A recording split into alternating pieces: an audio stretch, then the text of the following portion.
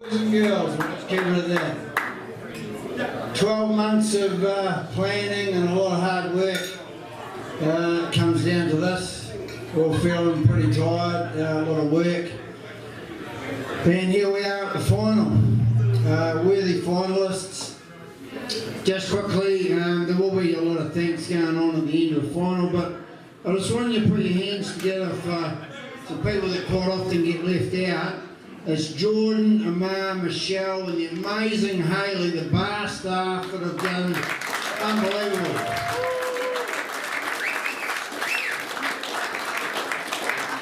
And Matt McInnes that's kept them employed all weekend. Cheers, bro.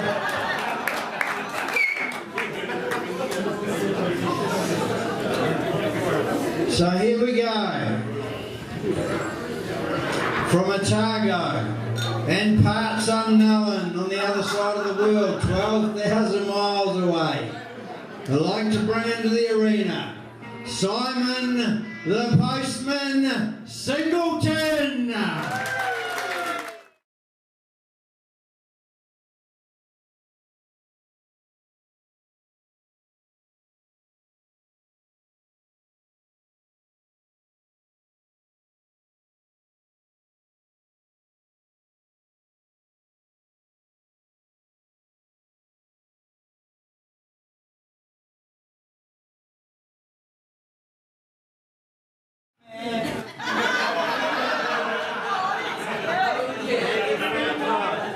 And welcoming into the arena, this man was born in only one place, Taranaki, in the North Island, but we claim as a New Zealander, Aotearoa, South Islander, Tangata Whenua,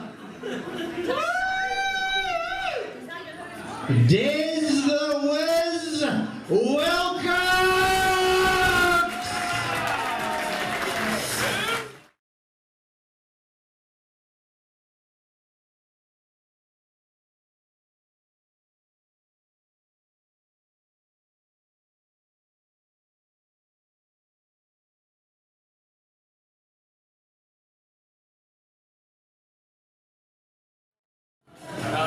Playing best of 17, a war of attrition. Best of luck, guys. You've deserved your place in the final. It's a pleasure to watch you. Hand over to Alex. Thanks, Waddy. That's coming to your first chance to have a bit of a rough start. I mean, mentally, how much did this morning's match take out of you? Yeah, it was a hell of a match playing Adam. Pretty drained this afternoon and got a bit of rest in watching the Simon's match, but I feel like I'm, prepared for the match against Simon and just going to do my best and play well. Yeah. Well, like I said earlier, it's a repeat of the 2013 North Island Singles Championship. Seems like a long time ago now, but how much is that going to help, having that knowledge, knowing how to beat this man on the big stage in a grand final? I guess I didn't think about that much back then. I was only 18 years old, just playing the game of pool, and I said to Brett, who I was there with, I was like, oh Brett, I put money on Simon to win it, although then I was playing him in the final because I put money on the bookie. So I was like, well, I can beat him now. But I think I'm the only Kiwi to beat him with yellows and reds, and I beat him in Super League too.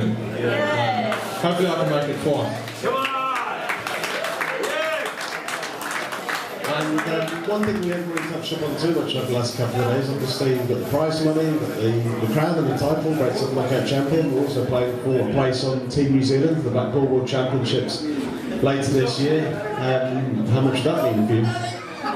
Yeah, that would be, huge for me to not been in the game for quite a few years, just been playing performance here and there, and then the practicing time I put towards this tournament, and improved so far, get me to the final, and I'd love for that to get me to the end and also get a spot in the New Zealand team. It would be huge, huge achievement. And Simon, coming to you, obviously Des has had a few hours more to rest up. Do you think he's going to be a little bit fresher and come out the blocks a little bit quicker than you will? No, I don't think so. I've had a little bit of a break, so I went shower and come back. If the game would have maybe gone a bit closer than might have effect, but I think we had a long enough break to recover and good to go. And playing the rest of 17, I mean, this is uncharted territory for the pool tournament in New Zealand. Really, I mean, how much of tonight's result is just going to come down to who can keep their mental focus up? Yeah, probably all of it really, especially if we both play well. It's just who's going to have the energy to go all the way to the end and stay focused, and whatever happens, I'm sure we'll both sleep well tonight. It's been a long day, so yeah, looking forward to the challenge. And then you played on some of the biggest stages in the world. You played against Mick Hurling, the big guns. You've represented New Zealand in the World Cup of Pool. I mean, how are those atmospheres compared to this one, where you could be playing against a bit of a partisan New Zealand crowd? No, this is great because I've actually got support. It's brilliant. I'm not used to it. I've been fortunate over the last couple of years, some opportunities I've had. This is a different sort of pressure, really. Obviously, what's been put together is fantastic, so professional, like exceeded all expectations, and with everyone watching who normally we compete against in tournaments like Clubs New Zealand or normal tournaments, and to play in a professional environment like this, it adds a different pressure. But I look forward to it. So. Brilliant. We'll let the players lag for the break, and we'll have one last round of applause to Des Wilcox and Simon Sibley.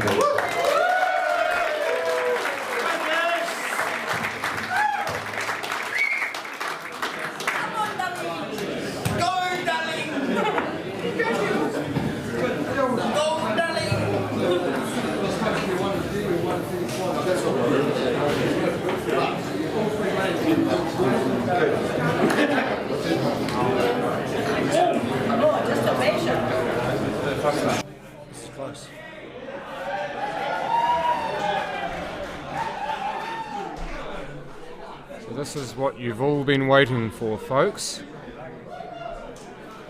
The Postman versus the Wiz. Simon Singleton up against Des Wilcox in this race to 17 Great Southern Knockout Grand Final for 2020. I am John, the voice Saundercock, and once again it is my great pleasure to reintroduce the Wizard Chris Harris to the microphone. Oh, it's great to be back after watching most of that semi-final. How could you not want to come back for this final?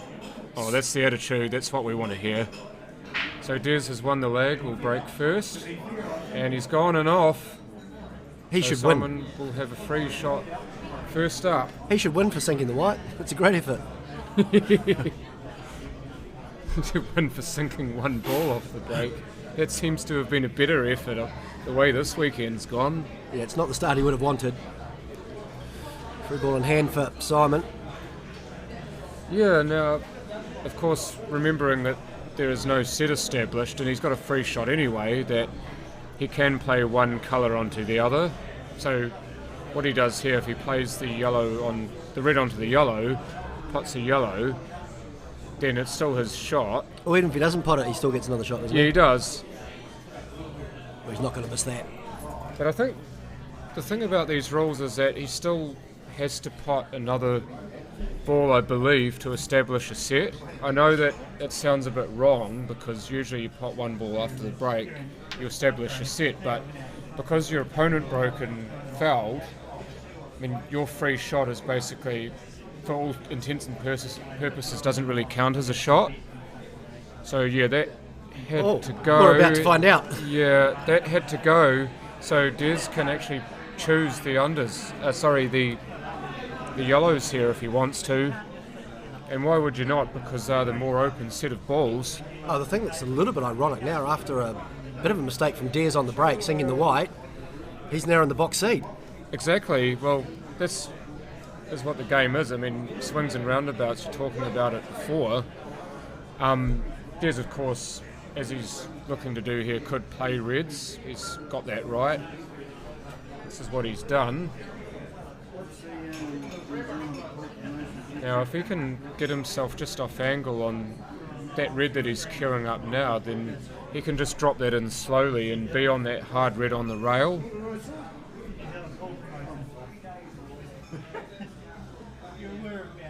And in fact, the angle he's got here, if he's got too much angle, he could even perhaps run into the red or run into the yellow and make the red on. That's the thing. That's the shot I was thinking of. I think he's doing the middle here and looking to get a deflection onto the red. Here Oh, we go. great Oh, shot. beautiful.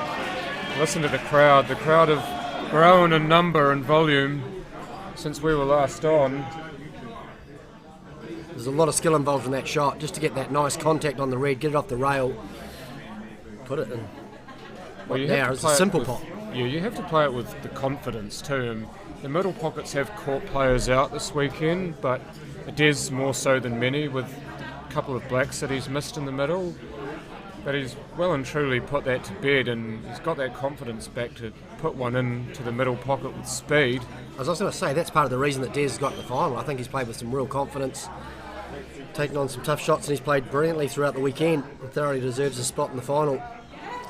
He had to get through Matt McInnes yesterday, and then he had to beat his old mate Adam Lilly today in what turned out to be an absolute rip-roaring game.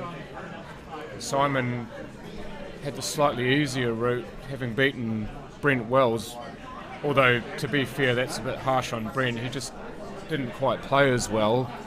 And then Baden Jackson, he managed to beat him reasonably well, despite Baden being a relatively tougher player. But yeah, he's managed to make his way quite well to the final here, whereas Des has had to fight. So it's an interesting way of doing it, how it's now a race to 17 and you've got all that time in between when you last played and the final if you Des. So how does that cool down period actually affect you? I mean, when you had lots of time between innings or games in cricket, I know it's not quite comparable, but what did you do to keep yourself focused on what you needed to do when you came back onto the field? Well, I think you just got to remember when things have gone well, think about the things that went positive for you in previous games or in previous innings, and obviously Des now has got some issues because he's got to the amateur, it looks a reasonably comfortable pot on the red, but the tricky thing is to get in position on the 8 ball. It looks like he's going to try and Double. he's gone for the double, which is, well, we just talked about how even though they're the biggest pockets on the table, the middle ones, it can so easily draw as well. Well, the way this black's going towards it, it opens the pocket up, and he's also played the shot before without having to do anything to it because he knew he had the double. Now, yes, he's missed it, but he hasn't tried to do anything outlandish on the red before that and potentially foul it all up. He's actually missed it by quite a way though, hasn't he? He hasn't even caught the pocket. Yeah, he didn't even get the jaw, so obviously he didn't account for whatever he put on it, or he just cued it incorrectly. Such a game of millimetres, isn't it? You know, you get that in, you're full of confidence, you're underway. All of a sudden now he's given Simon an opportunity back at the table, and we've seen, if you give him the opportunity, what he can do today. Yeah, he's been absolutely deadly on anything short and wide, to use some cricket terminology. He's put it away. Yeah, cut it away or got on his toes a la Sanat Jayasuri and just pasted it away behind square. Well, all the cricket terms are coming out now. There's a name from the past. He was pretty dynamic, wasn't he? He was a brilliant player.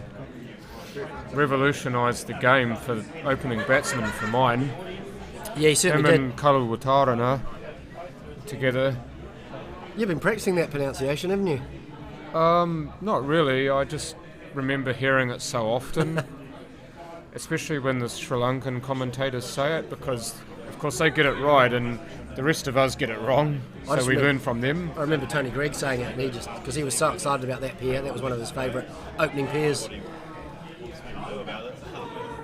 Got the nickname Kalu, Kalu, because it's a lot easier to pronounce, especially for Aussies. much easier for Kiwis as well. 'cause Yeah, it true, sounds true. like an alcohol. Sounds like Kahlua, doesn't it? Yeah, it does. We're always good with It alcohol. also sounds like the beer from the Jungle Book, except you have to swap a letter out. Well, he was Balu, wasn't he? He was, yeah, that's what I mean.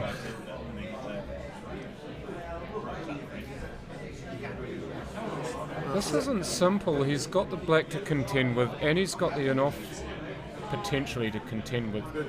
And with the angle, that's going to run, so... Take your chances, just run past the black. Don't worry about the angle on the he's yellow. Played that quite wonderfully. Natural angle on the black here for Simon. He absolutely did not want to leave that straight, so So is he playing just drop that in quite normally and it will come back. Is he playing a bit of right side now with a bit of topspin just to run around 2 cushion, come back and that 8 ball in the corner? Or is it more... No, I'd say he's bottom gone. left. Yeah, nice. Just pop out normally off the rail. Did you say bottom left because that's where he aimed?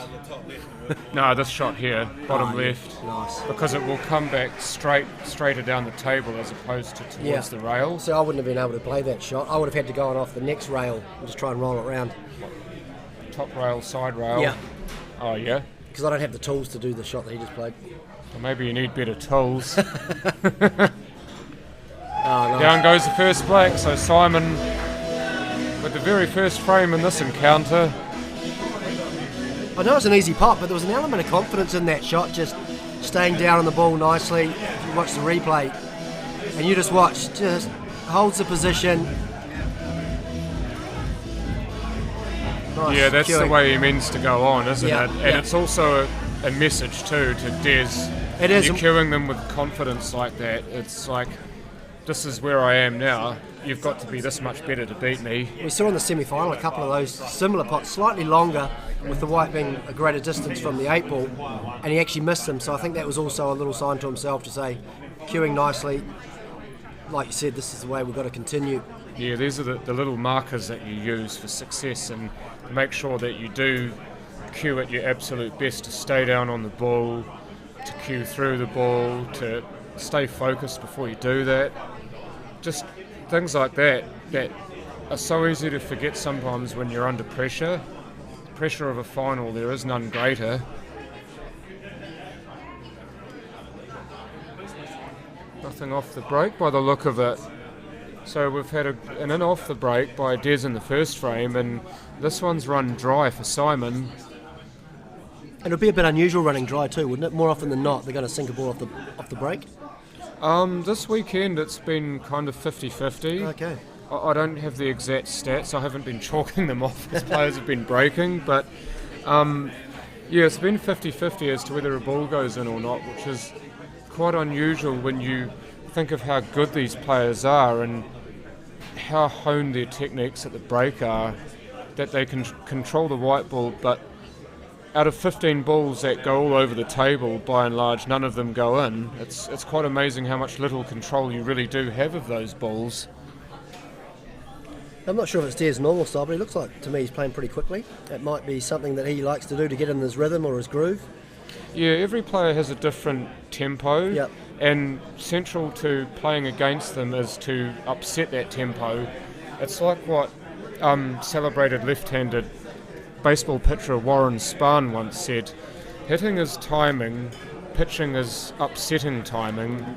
As the opponent, as the hitter in this case being Simon, his job when he gets to the table, not so much to pop balls, but just to throw Des off his tempo, and he can do that by playing at his own pace, by potting his own balls to keep Des in his seat, so he's not at the table and playing I was at going his to ask, way. is this Des' normal pace? Because quite often what can happen in the big occasion is you tend to speed up a little bit, and that happens.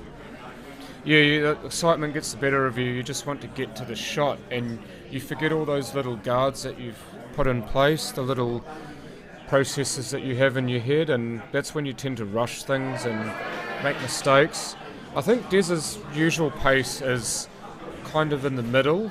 He doesn't play really fast, but he doesn't play slow either, so to see him playing really fast, maybe he's still a bit nervous. I tell you what, I like that defensive shot from Des though. He obviously wasn't trying to pot the ball, just leave it safe, and I like where he's left it. It just means he keeps control of the table.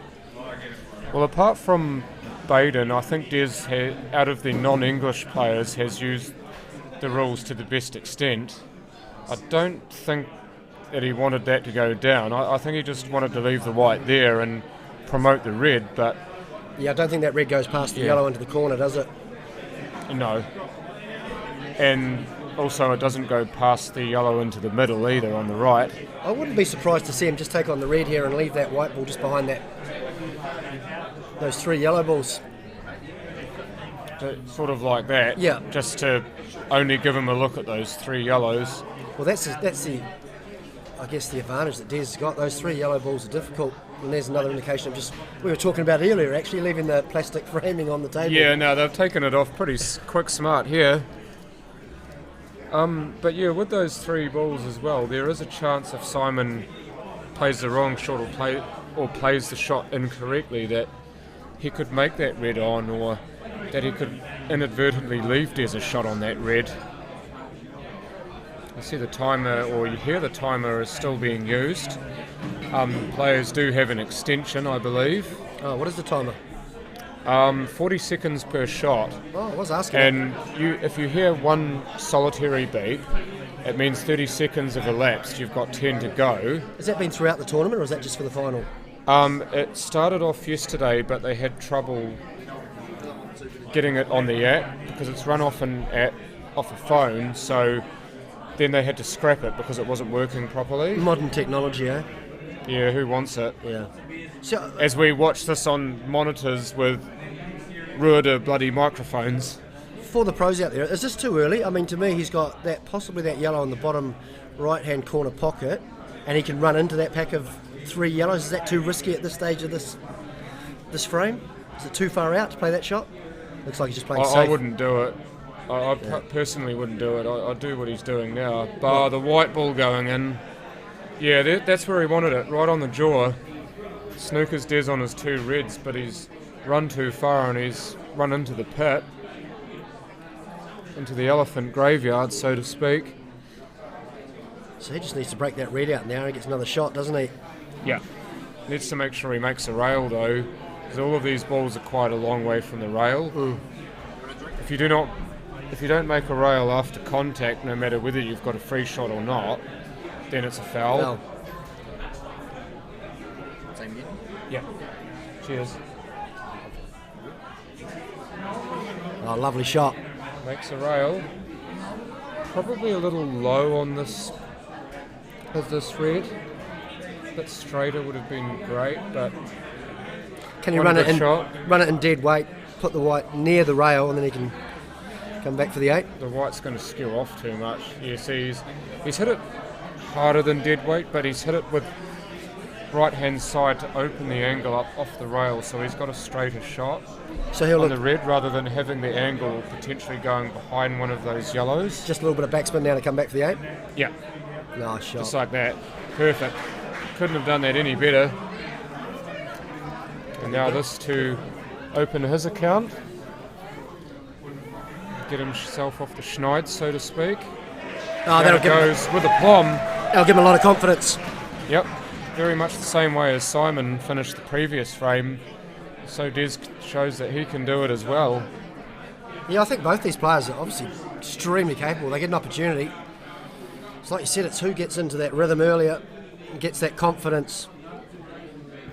Yeah, well, pool is very much a confidence game. Well, I mean, sport is. most sports are, so why am I kidding myself? But Well, we've mentioned a few already, and you've just brought up baseball just recently. So yeah, we've been through baseball is the another sport that I love to watch. we've been through the spectrum, really. I'm not sure what's left. We'll somehow get an analogy in with skiing or something. We'll get it in there. I don't really know much about skiing, to Me be either. fair. I know a fair bit about baseball, well, enough, but skiing, nah. We're going a wee bit off-piste with skiing. We are.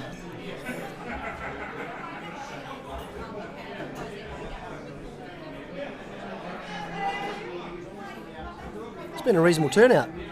Crowd's been pretty good. Brilliant. Absolutely brilliant.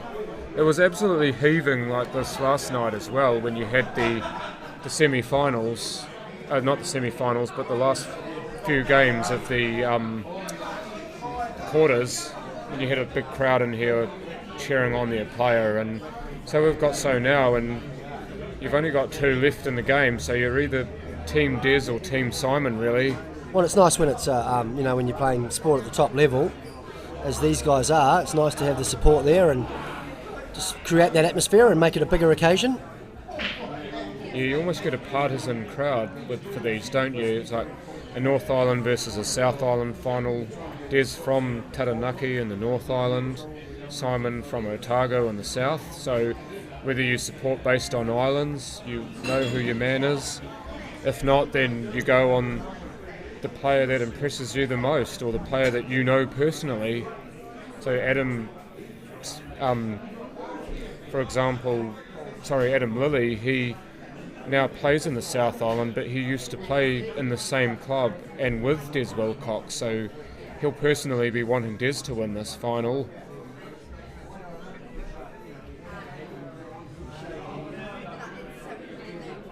Oh, that's lovely. If that red's on, it's just what he wants.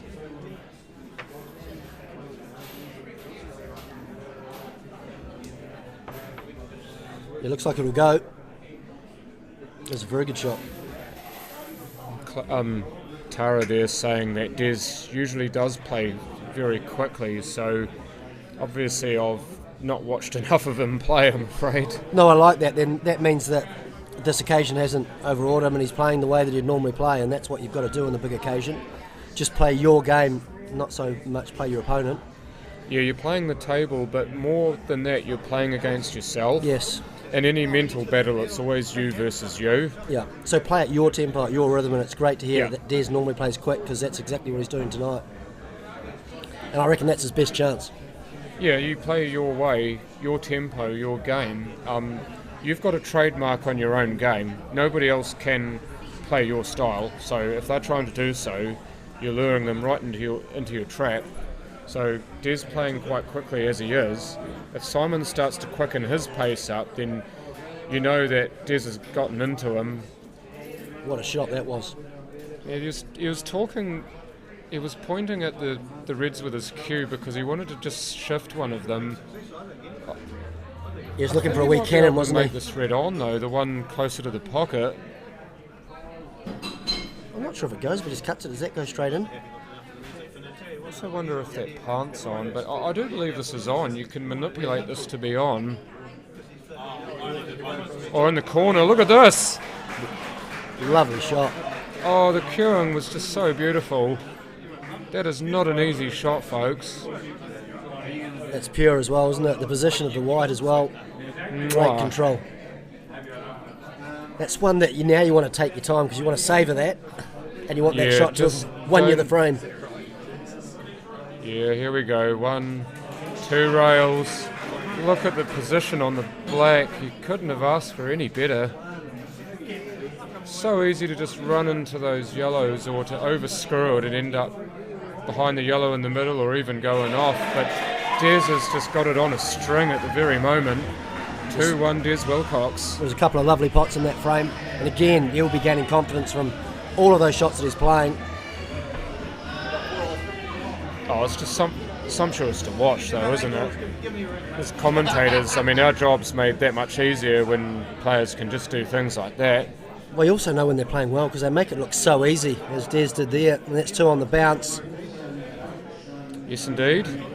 Hi, Chris, love your work, says Grant Loveridge. So you've got a fan? Another fan? Thanks, Grant. I'm glad you're enjoying the streaming. The bald eagle, I like that. Obviously a mate of Des's, otherwise Des would be at him with a pitchfork. Hopefully the pool's entertaining within its own right, but hopefully we can add something to it, John. Oh yeah, it's entertaining because you can put nicknames on players as well. Like, every player has a nickname on the back of their jersey, so it personalises it as well.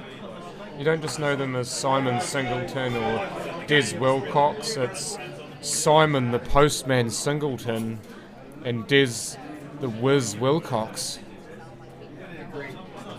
It's like Ronnie the Rocket O'Sullivan, to borrow a snooker player. Another clear table for Simon. Or King Harry in cricket. Don't mind that. Or Lugger. Lugs, yeah. It was because of your ears, wasn't it? Yeah, it was. I was called Bugs originally, but then I had 2 big front teeth, so I looked like Bugs Bunny. So then one of my big teeth snapped off playing chasing at Hamner Hot Balls. So they said, we can't call you that now. But you got pretty big ears, so we'll call you Lugs. Lugs. Bugger Lugs, because they can't remember your name. I thought you were talking about me when you said the bald eagle, but I'm sure it's referring to Des, is it? It is Des, yeah.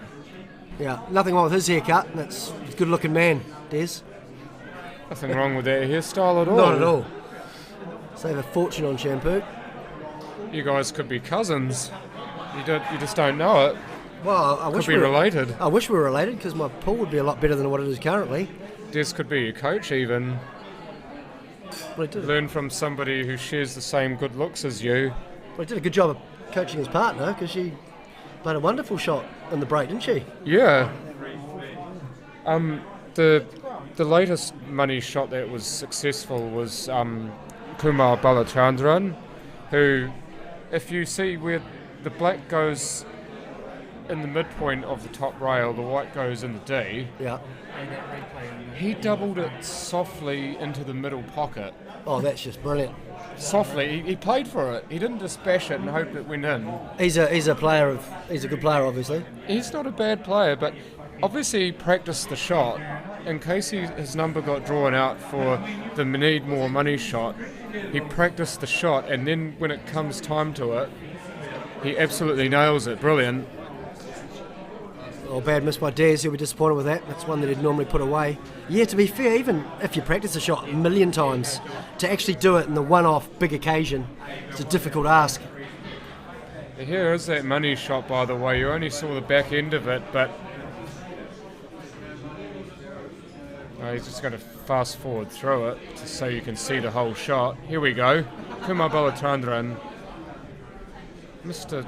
Stiff touch in the side pocket. Beauty. It's a beautiful shot, wasn't it? Was it $500 or $1,000 he won? Oh, he won a full K. Oh, Easy money. Why are we working?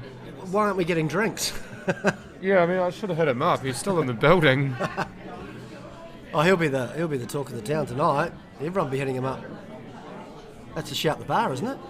At least Yeah, I think one there round. were a few people who became his instant friends after that. Did that go out in the live stream, that shot? It's only a shame that I wasn't here commentating on it. That would have been the pleasure to end all of them. Commentating, buddy. I'm trying to drag some people down to the racecourse. I put it out a couple of times. I got you down, didn't it? By the way, for those of you who have just tuned in, the voice that you hear that is not mine is none other than cricket legend Chris Harris, the Chris Harris, joining me for a short stint on commentary in this final. Well, how could I not join you here watching class pool down at the Racecourse Hotel? Class venue, class people. Yeah. It's a dream result. Wouldn't want to be anywhere else right now. No. It's Lovely, like Simon at the moment, he wouldn't want to be anywhere else bar at the table. lovely control of the white there too.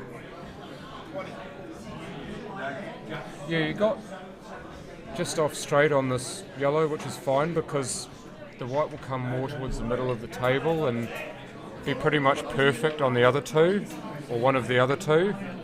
So now all he's got to do really is just stun this in, and then it's just a stun, and then another stun, really. Oh, it's just loaded with stuns. Let's see the first stun. Stunning. There we go. Nice. Oh, Probably can't really stun was from where gonna the say. white is, but he can still just pot it normally. he's made it difficult for himself to stun, hasn't he? No, Looks like he's going a bit of topspin. no, just play it normally. Nice. Just play a pocket weight. He actually had the angle that we didn't quite see. Yeah, that's that camera angle, just makes it difficult for us. There it goes. So locked up again at 2. And you just see here, that it looks straight, doesn't it, Chris? And that was the camera angle fooling us, but Yeah.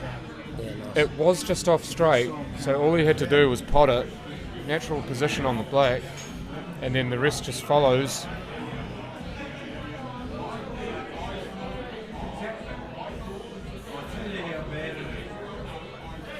Actually, it looks like there's less people here than there was earlier. Oh, that's enough. It's interesting. Yeah, I would have thought there'd be more. I would have thought they'd be busiest now. That's true. Busiest day was Same here. I thought it would be more viewers. Maybe they just tuning in now. How many viewers are there? 161. 61. 330 is what we Oh, We've got 62. over 300 at one point. Oh, did it? Oh, let's get some more in. Come on, people. It's your chance to listen to Chris Harris. Who wouldn't want to do that? That's why the numbers are down so much. That's why there's no one listening, because I'm Oh, here. because of you. Yeah.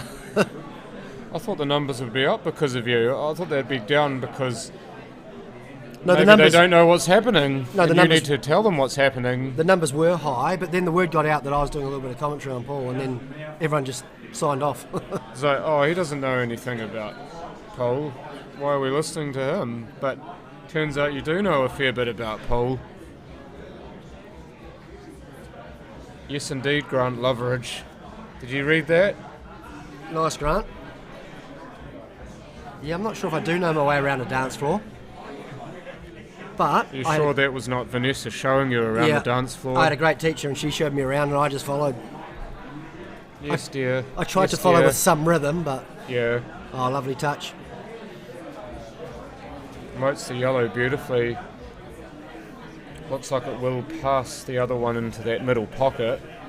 Janet Scanlon, by the way, is Simon's mother, so you will see a lot of comments from her cheering her son on. Well, Janet, you should be very proud because Simon is doing the family proud, playing very well. Doing the business at the moment, I know, delivering those lovely packages. like all good sons, if he wins tonight, I'm sure you'll be the first person he rings. Yeah, well, so it should be. Hey, Mum, look what... Did you see what I did? And Janet, if he doesn't ring you, I will congratulate you. You're like, oh, tough line, son, but I still love you. You're still number one in my eyes. All those platitudes and stuff come out as well. It's like an interview after a cricket match about how you hear all the same stuff and you're like, bro, media training, it hits you hard. See, they wouldn't like me if they had to ask me questions like that because I haven't had any media training, so I'd be too honest for them. Oh, the good news is, John, it doesn't show. Certainly sounds like you've had media training. I haven't at all. I've got no media training whatsoever. I'm just stream of consciousness type commentator. I just do it as I see it. You call it as you see it. I call it as I see it, and I haven't had anyone teach me to do it. I've just picked it up by myself. Oh, you're doing very well. Oh, look at him snap up. Yeah, Barry Appleton makes a really good point there as we see Simon probably missed that shot for the only time tonight. It's a match of attrition. Simon plays a lot of long races. He is the favourite. And again, hi Chris. Yeah, hi Barry. I Appleton. think very good points. I think it is a match of attrition, and I think Simon is probably favourite. Oh, how did that happen? Des will be disappointed with that. Got himself a chance to get back in it. Just a cruel deflection. He got the clip that he wanted, but watch the white. Yeah, watch how the white sort of straightens up into the pocket. He's almost looking at it like it killed his family. It's like, how? So you wouldn't get away with saying that on a MediaWorks cast or commentary or anything like that. Oh, you could on some brands. Yeah, some people would look at you like, nah, this guy's no good. You'd be right on the rock. You could get away with that. Oh, sure, yeah. They get away with lots on the rock. They do. That's why I like it so much. That's why it's so popular. People say what they want. Well, not say what they want, but say how they feel, and they don't get judged so much for it. Yeah, I like that play there from Simon. The obvious thing to do, take that free ball, get rid of the difficult yellow on the table. Now it's a pretty standard clearance from here. Although he's taking his time. Yeah. Oh, he's just wanting to make sure of it. He's worrying about that one right in the jaw. It's just hard to get position, maybe. Probably because the ball over the pocket's harder to get Control the position white. on the black from. Yeah. So he's wanting to perhaps play for the ball over the pocket more so than the one he played, because the one he played was pretty much pretty much straight in anyway. Could he not clip it on the left edge as we see it and then just roll back nicely? Oh, it looks like he's going the other way. Oh, that's worked out fine. Probably a bit fortunate. Yeah. I don't think he wanted to hit the black. No, but if it's worked out okay for him. he got closer to it, he's going to be in trouble, wasn't he? Just If he enough. got the wrong kick on it, he'd be in trouble. Enough of a deflection. Pretty standard down the... I think you go down the corner. Oh no, he's going the middle. Johnsy Ford Drone, big Des Wilcox fan. There we go, Simon Singleton though, gets that frame and leaps ahead 3-2. So what have we got here? We've got Johnsy Ford Drone, Sam Newman is a Des Wilcox fan. No moderators tonight, that's just the way I like it.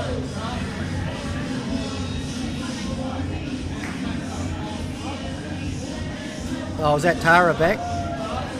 Yeah, still is. Unless Chloe's sat next to her.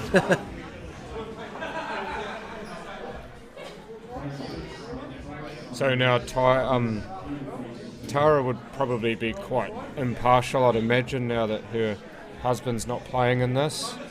I mean, she'd just want the best player to win at this point. And Simon and Baden are good mates, but Des is good mates with quite a lot of people. And But yeah, if I know she'd just want the best player to win. Yeah, but I know Tara. I think she'll want Simon to win because Simon bet Baden. Sorry? I think Tara will want Simon to win because Simon bet Baden. Oh, how did a ball not drop? That's unbelievable. What? Take the goalkeepers out, all three of them. Look at the red. That's unbelievable. The red. It's like, kick the table quickly. Yeah, so the reason I said that was because if Simon wins, then Tara can just say, well, it was only Simon that bet Baden. Yeah, no, good point. That's often what you hear in pool tournaments, in fact, is if you lose to the eventual champion, then at least you've got that. Yeah, exactly. You know, I got knocked out, but the guy who knocked me out went on to win it, so I feel... So he knocked out everyone that he played. So I don't feel so bad for losing, because he turned out to, or she turned out to be the best player on the day. Well, it's Tara, good point. It's more because they're good friends and partner. Yeah, he's played pairs with Baden Jackson. She's talking about Simon, by the way. Yeah. Oh, that's good to hear. Yeah, I did see them having a chat to each other outside and just trying to calm each other during their semi-final. Yeah, well, I mean, that's as well because they're both English too. Like Simon and Baden both from England. Simon from Preston, up in the northwest sort of Lancashire area, and Baden from Derby originally, so pretty much right in the middle of England. Derby, it gets cold in Derby. Played a bit of cricket for Derby County. Derby County, Yeah. the Rams. It gets very cold. And that's summer. Yeah, that's their summer, that's amazing. That's a lovely what a shot. plant. Des is on fire. Oh, that's interesting. Baden partners both of them at different comps, so yeah, she's got a foot in both camps. But that's great. Great to spread that pool knowledge.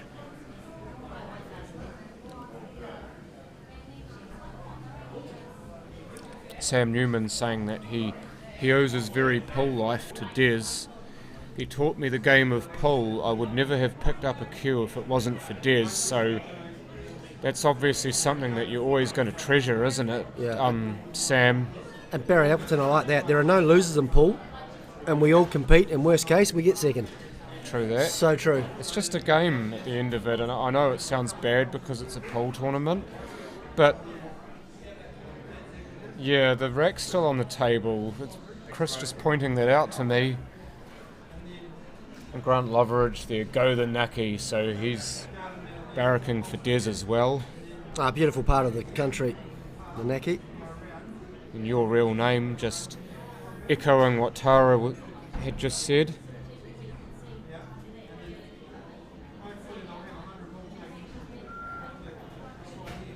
That's probably a touch short. Imagine if that had rolled about another 100 mil, that would have been perfect. Yeah, I'm still rating Des here though to finish this off. More maybe. I think Des is going to finish this off. A little bit of stun, beautifully on the 8 for the corner. Lovely. Oh, overcooked it a little bit. No stress for Des though, the way he's playing. Just got to watch out for the yellows in the middle pocket here. Yeah, perfect. Even if that yellow had dropped, it was fine because you potted the black, you potted your ball. You can pot their ball on the same shot, but it's still your shot. Is that different to normal pool? Yeah, it's called a skill shot, and it can be used as a tactical shot. If you're good at playing cannons, if you're good at billiards, then you can flick off your ball, pot your ball, and pot their ball, which is often blocking a pocket that you want. So you can use it to undo a person's work at trying to block you up. Shouldn't the score be 3-all? You try and just pump them. 3 apiece, isn't it? Yeah, he was talking to Waddy. Camellia Cook wants Des to win. That's Sam. That's a bit cruel. If you get nervous, you couldn't either, could you? Well, no, I did get very, very nervous as a young man, and that's the reason that I can't do it any longer, because I've got none left. Thanks, Samuel. Yeah, cheers. You're starting to make me feel a bit self-conscious as well. I'm starting to go bald, but apparently it's virility solar panel, so I've been told. Tell you what, another dry break. Balls dancing all around the pockets, nothing dropping. Yeah, still amazes me, because see how well he hit that. He absolutely rifled it, and nothing obliged, but every single one of those balls just gave him the middle finger. Well, it's one of my favourite shots in pool, the 6 pocket search. Just bash it and hope it goes in. Well, that's effectively what you're doing on the break, isn't it? I know it's more calculated than that because we've discussed it earlier, when you hit on a certain side, with depending on the way you play a certain way, you're only playing for one pocket, aren't you? Yeah. Tony Van Wyck there saying, I would say most people want Des to win. I can only imagine, and this is not being nasty, because sounds like a lot of people would be sick of an English player winning these. No, I tell you what it is, because as Kiwis we love it, because I think most people consider great player, but I think they consider Des maybe to slightly be the underdog, and Simon to be slightly, probably more favoured. So Kiwis, we love to support the underdog. We always have, and you did right. But I think in New Zealand there's, for some people, a slight undercurrent of hostility towards the English players that come here, which is unwarranted in many ways, but well, they loved it so much they become Kiwis. Kiwi win one of these. That's what they just want. These guys love it so much they live here. So I see them. I see them as Kiwis. That's the right way to see it. It's a simplistic view, isn't it? But the right one. Well, they've made New Zealand their home of choice. And they're teaching us how to play the game. Oh, and they're up. They're the ambassadors for the game here. Well, they're up in the skills of everyone. I mean, the better players we've got playing the game, the better everyone will become. Careful how you type that, Janet. I want the postman to win, I imagine.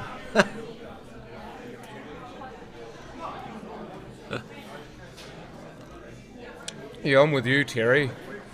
I'm sitting here wishing for heaps of 8-ball runouts and 16-16 with the 17th game, or rather 33rd frame going down to the black. Yeah, I'd love that. That would be an absolute dream.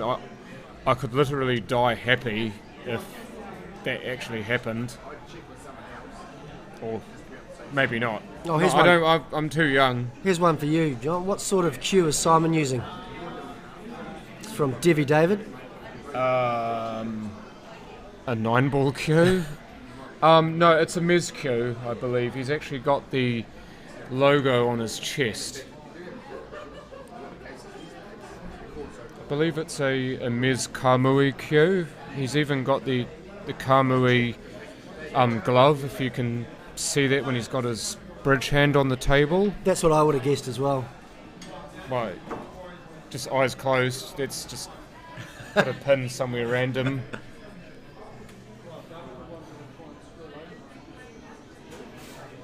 What else would you be imagining? I'm going to leave that to you to figure out there, Terry. Thanks, Chris. We've made New Zealand our home. It's Tara, is it? It is Tara. You're absolutely welcome. It's lovely to have you here. And hopefully we're looking after you, Tara. Colour our lives. This for a 4-3 lead, and down it goes. Stevie D20, or Steve Denton. We were invited to live here by the New Zealand government, and we are very grateful for that, and contributing to New Zealand culture is part of that, and it works both ways as we become better people. Win-win. Absolutely right, Steve. Beautifully put. It's a win-win for everyone.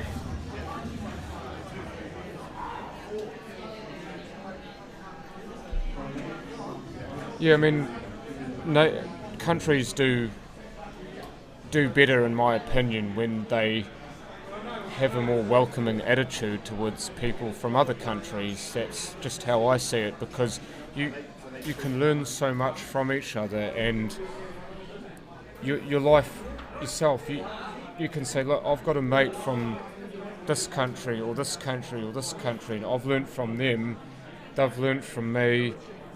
We respect each other, we have mutual respect for our cultures. Our cultures differ, but we're all human beings at the end of it. I mean, we both required a mother and a father to make us.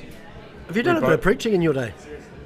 No, I'm an atheist. Oh. So so probably not then. No. Good words though, I like it. But we were both born by... I know it sounded wrong, but...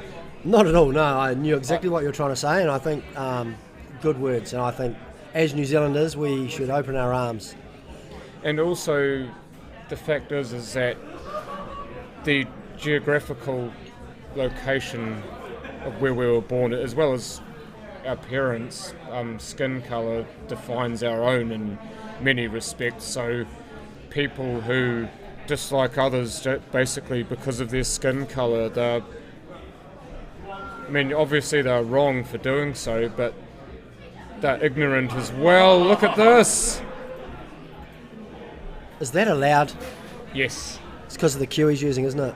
Oh, it has to be the cue. There's no way Simon actually played for that. No, I'm joking.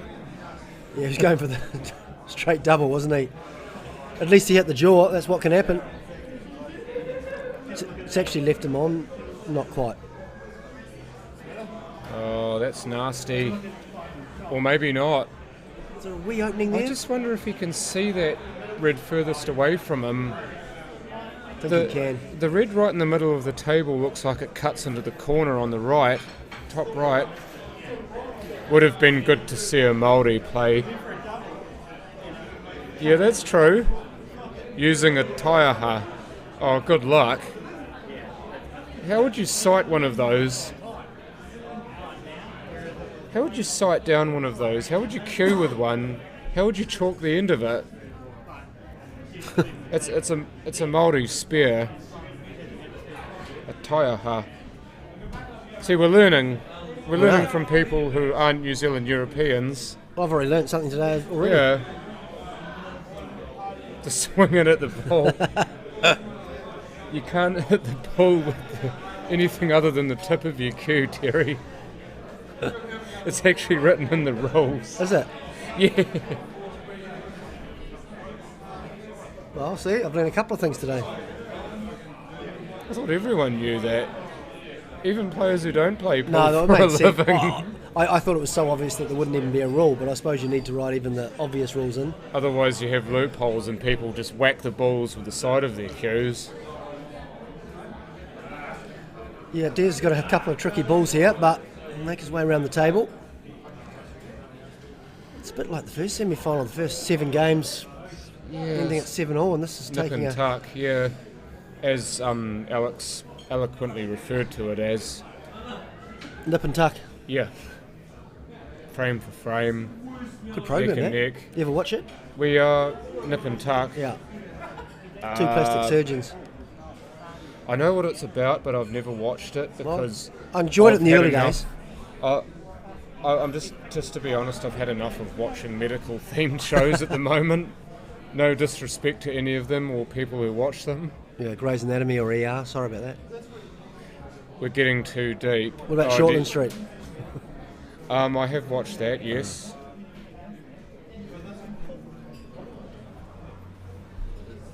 They bring up some really good social issues on Shortland Street, I'm not going to lie. Things like sex, gender identity, or sexual orientation, different cultures, different people, how to treat people who look differently to you. I think it's a great advertisement for New Zealand, and especially if people follow the example of those on the show. Nice. I've got a wee question for you now. It's coming from Jordan Scott. How do these guys qualify for this tournament? These guys were invited by committee to participate in this tournament as how they felt the best 8 players in New Zealand. Now, going by the rankings, they're not all the best 8 players in New Zealand, but most of them are in that top 8. So, yeah, you have to be A, very good player, and B, you have to have received an invitation to play in this event. Oh, just for... Didn't want that to go. No, he did not. What? Who can aim the highest?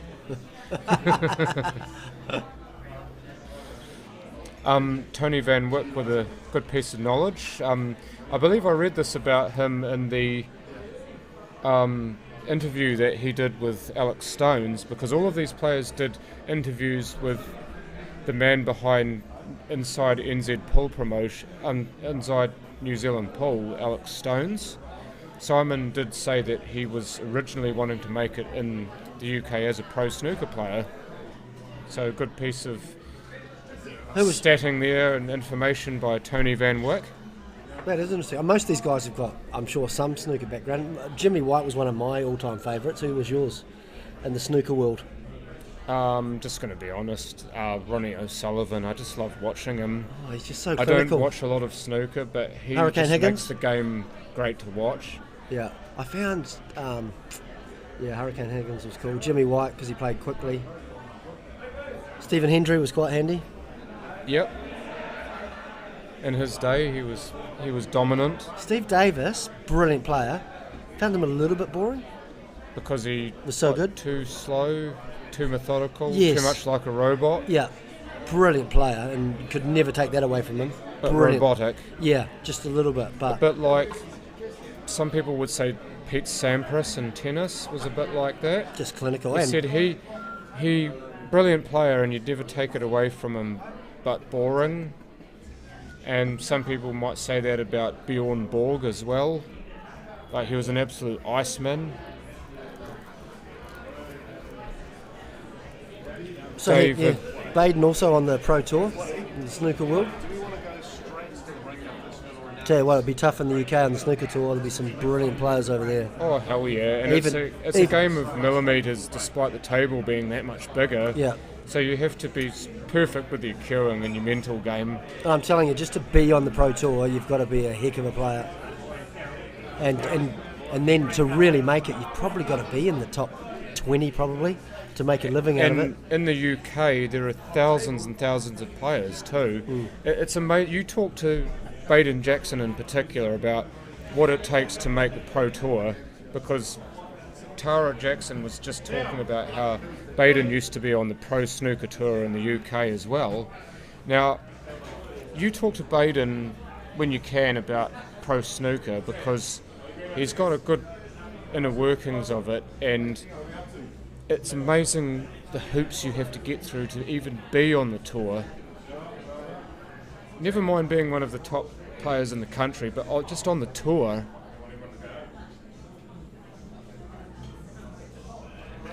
Wendy just letting me know, I guess because of some of the snooker stars I was coming out with. Yeah, exactly. She said I was showing my age. Yesteryear. Hurricane Higgins and Jimmy White.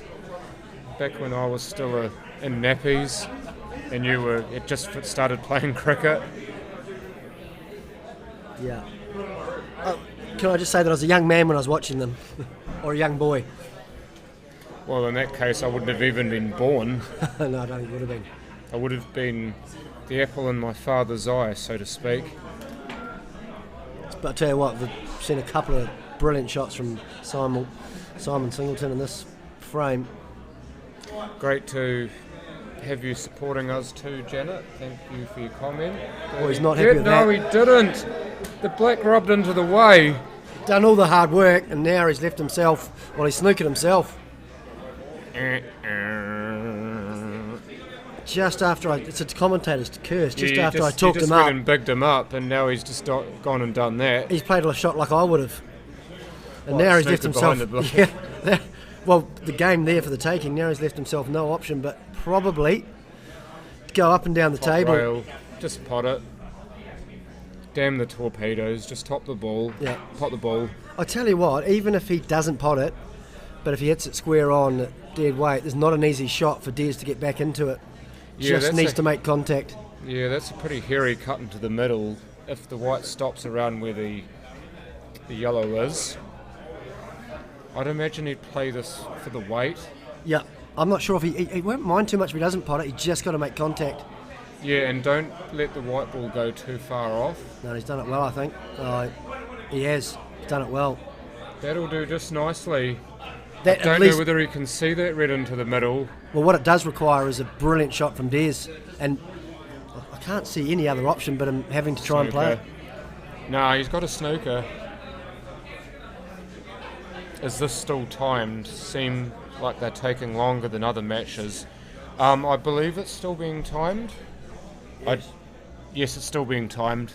Beep. Yep, there's the 30-second beep. I wonder if he's got an extension or whether he's actually got to get on this quick smart. You can ask for an extension, can't you?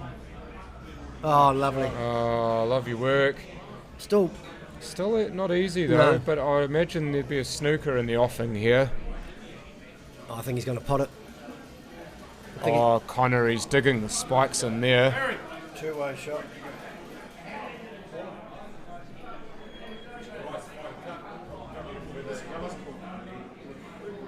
Look at Connor just digging his spikes in.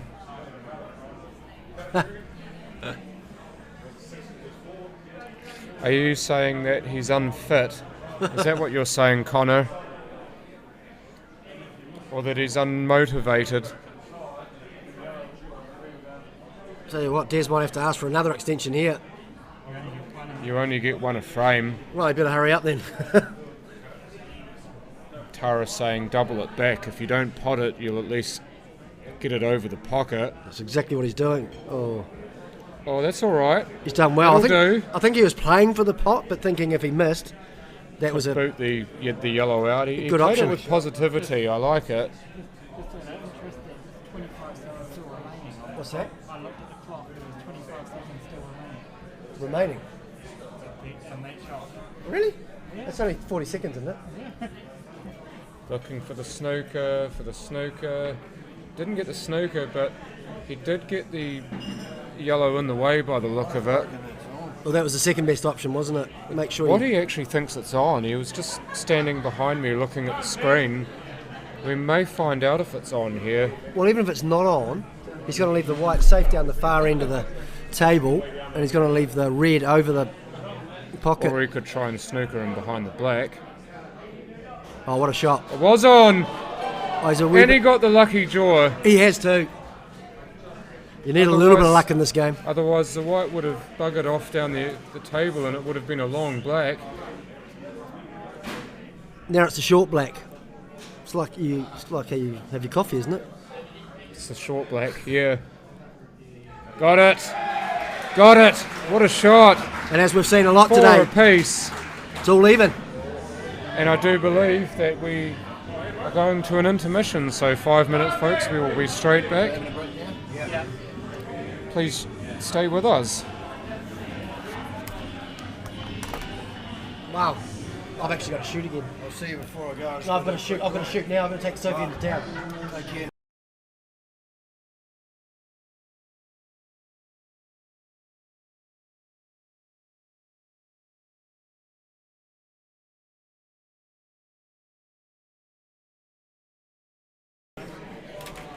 Just got an announcement to make, folks. Chris Harris is about to leave the building, but once again, it's been an absolute honour and a pleasure to do this commentary with you. Cheers, John. It's been an absolute pleasure to be here and be part of this amazing event. Love this game. Love these guys playing. Look, the only reason I'm leaving, I'll tell you guys, because you're streaming. You deserve to know. I've got an 18-year-old daughter, and I've got to take her into town. How unfair is that? And then pick her up. Better than her driving Yep. potentially with alcohol in her system, so you're doing a good thing there. The thing is, parents, we have to do. Yep, you got to look after your children. But much rather be here with you guys. But what a tournament it's been, and good luck to both of these guys. I think it's going to be a ripper. Oh, no doubt. But thank you very much once again, and I hope you stop by again next time we have an event like this. Thanks, John. I'd love to.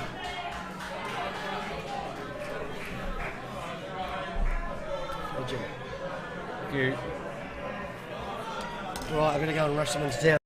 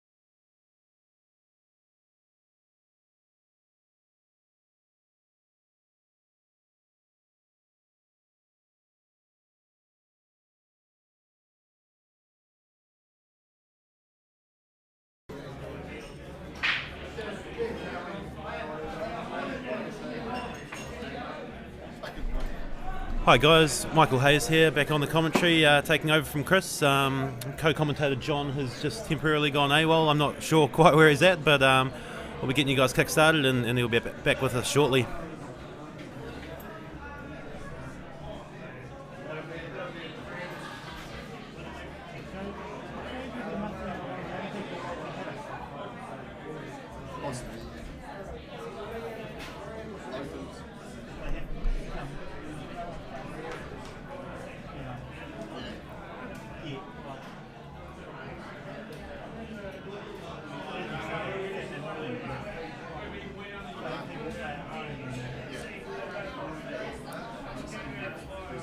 Straight away, it's a feature we've seen a lot from Simon this weekend, that perhaps some of the other guys who don't have quite the same experience with the Blackball rules, you see he's just looked to tie up a couple of the opponent's ball there, burning the first shot while all his other ones are on, and perhaps a few of the other players might have just hooked straight into the clearance, but it's good insurance policy there from Simon.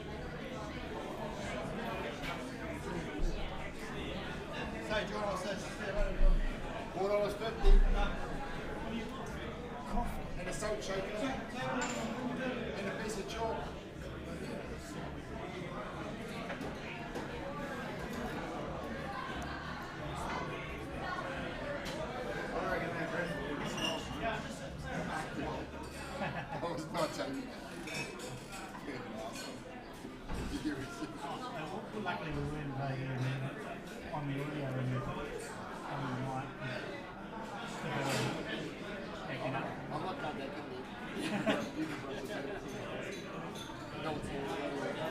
What do you think? What is that code?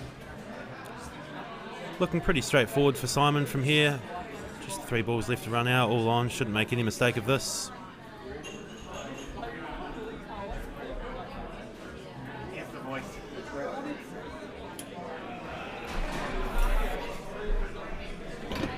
Sorry. Sharing mics again.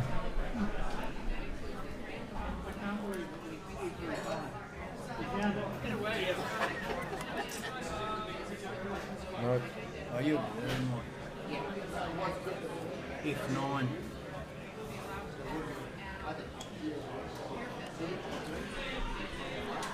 Righty ho, back into it. Looks like I missed quite a lot there, Mike. Yeah, it's alright, John. I took care of the first frame for you. Let it breathe, largely. Favourite commentary strategy. And now you're playing an absolutely kick-ass tune to boot. It's what we do.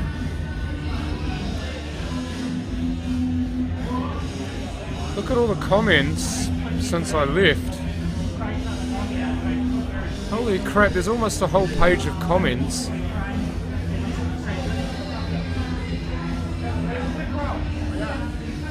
You're right, John. It's great to have not just so many people watching, but also, just sort of getting involved on the stream and chatting with us and stuff. It's been fantastic, and appreciating the few comments in there about how well the tournament's gone. As one of the guys involved with running this thing, it's just been, and we've been so stoked to see it come together this well this weekend. We were pretty confident we're onto a good idea and thought it would be pretty successful, but it's one of those things, trying to convince others, and you're never quite sure until you see it happen. But this is fantastic. Yeah, just the work to be done for this, and we've said it before, is absolutely amazing.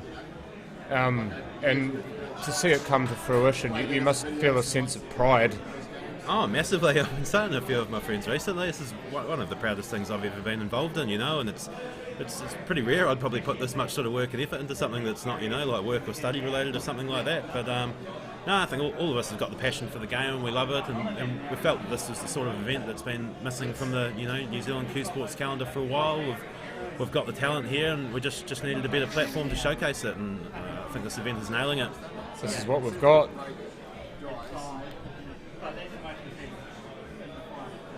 So we've got the different angle here at the moment. Once Paul settles back into his seat, then we can change it back to the normal showcase. There we go. I think he's looking to remove that rack. There's something that we have seen quite a lot still, is the fact that players aren't removing the rack straight away. And Simon absolutely lives and breathes by the shark rack, but sometimes it's not always possible to remove the rack straight away. No, there's not always the rush. If it's not going to interfere with the play substantially, then it's often easier to leave it there until it's a bit more open. But I think this one does make sense to get rid of. Asking for Adam to be the referee to remove the rack safely. Yeah, you've made a lot of comments too, Tony. It's great to have you on for the whole time, as it is to all the viewers who have watched any part of this magnificent tournament so far.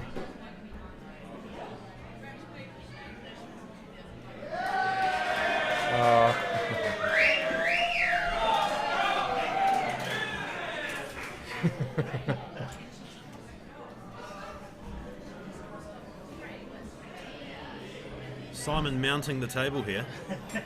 Suggestively, might I add. Are you getting a bit jealous there, Mel? You had to show a replay as well. Right up on it. What were you wanting to change his entrance music to Pony by Genuine? No, that's my walkout song, John. He can get his own. I mean, surely if you're playing in something like this, John, you're going to be coming out to "You're the Voice" by Johnny Farnham, right? Like that's got to be your walkout song. No, if I had to choose, I'd choose something else. I know. The voice, it's your song. I know, but if I had to choose, it'd be something different. Any chance of getting some? I think that might be Phil Wilkinson asking you for coaching. Well, I'm not sure if I'm qualified to coach Phil Wilkinson. Well, it's probably had 2 extra balls in it, yeah.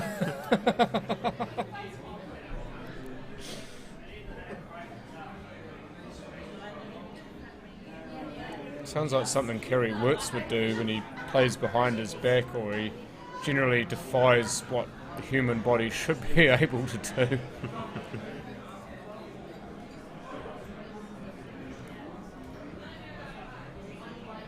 Why aren't you here, Steve? I love it how you're actually on the chat and you're watching the stream, but why are you not at the venue? Not wanting to diss or anything.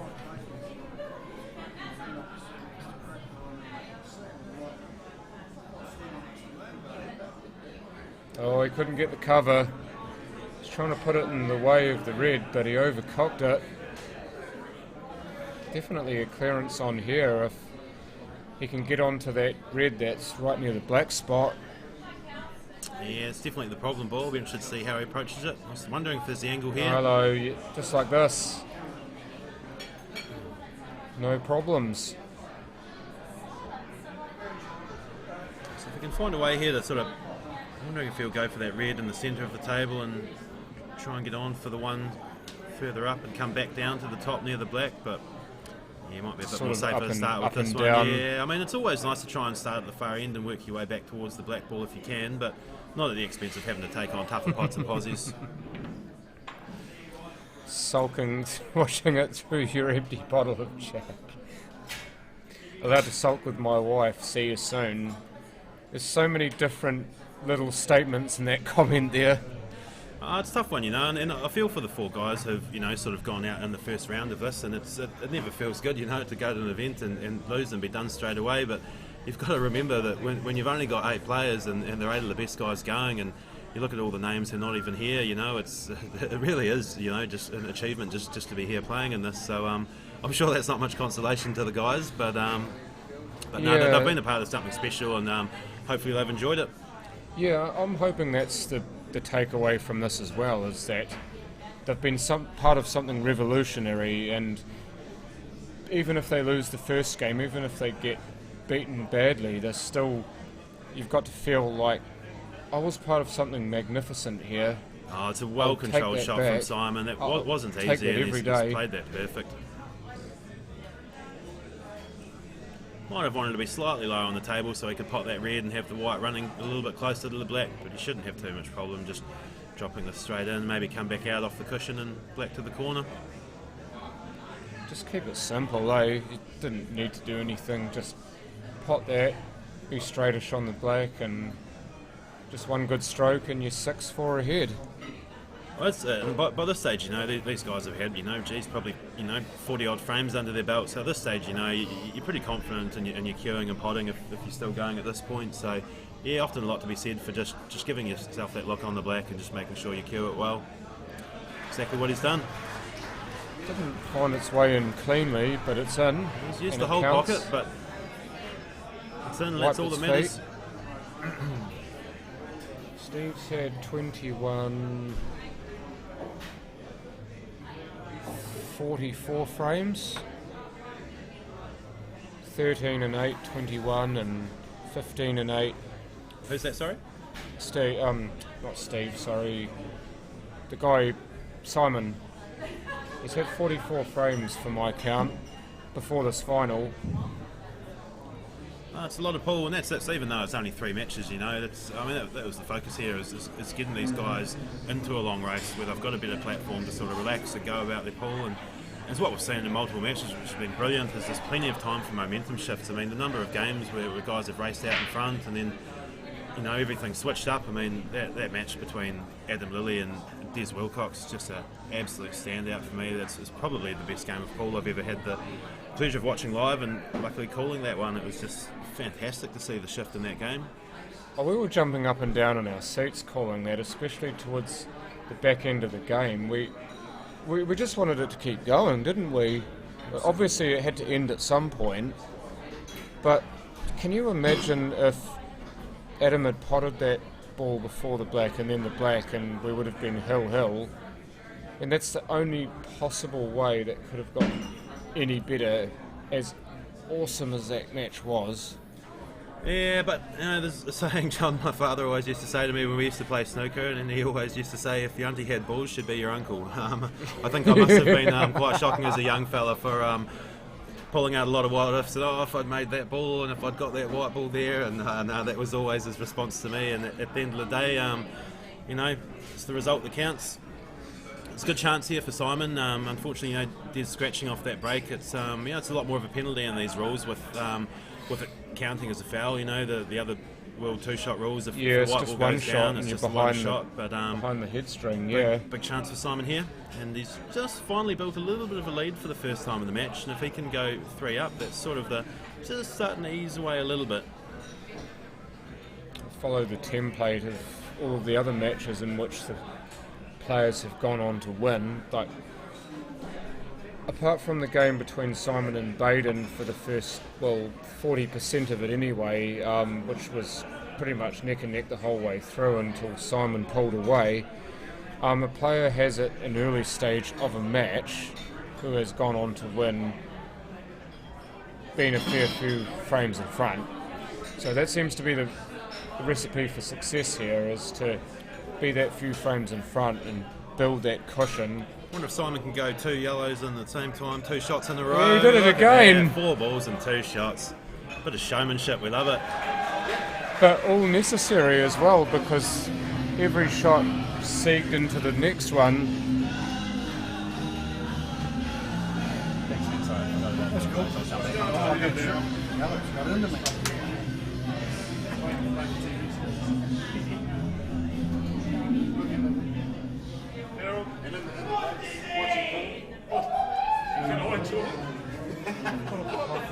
Raise the door, how much time do you get on? I ordered coffee. Hasn't come yet. You just see the hosts. Watty to ask them.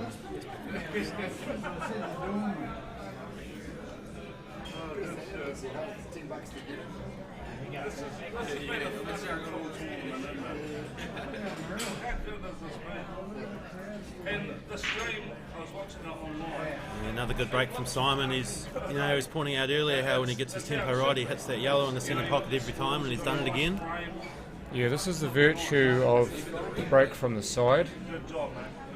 it's also the benefit of breaking using the template as well, John. When you're racking without the template, there's a lot less consistency in the racking, and you know how the balls are connected, and you get a lot less consistency in the spreads. But using the template, it gives you a lot more opportunity to sort of work on your break and practice it and get an idea of where the balls are travelling. So he's using it to good effect. This is awesome. I hope. Well, the one thing that you... This is the setup it looks like. The other thing that you do get as well when you have the rack template is that you know all the balls are going to be tight, so the rack is the same every time. You've got that consistency in the rack, so the only thing that changes is where you spot the white ball and how you hit it.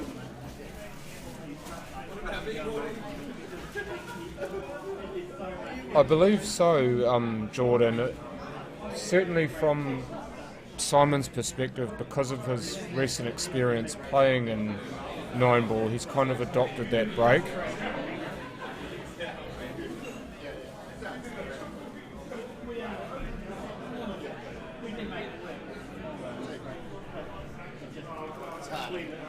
It's always the challenge at any event, you know, when you turn up and you've always got new tables, different cloths, etc. And it's very important early on to try and get a feel for the table and how it's breaking. And say Simon's obviously done maybe a little bit better than some of the other players with coming down and using his practice session to work that out. And the break's working well for him, which actually traditionally in the past I know it's probably one area of his game on the 7-foot table he has struggled with a little bit. I know any time he's bowed out of events in the past, he's often been blaming the break. He can't break, but seems to have finally worked something out.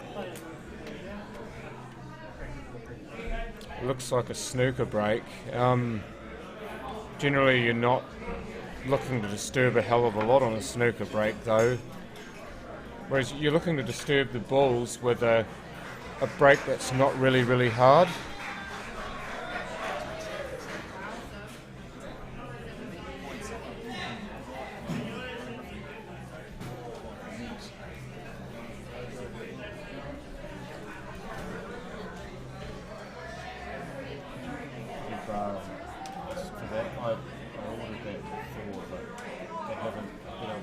For some reason. Yeah. Is that to write their name on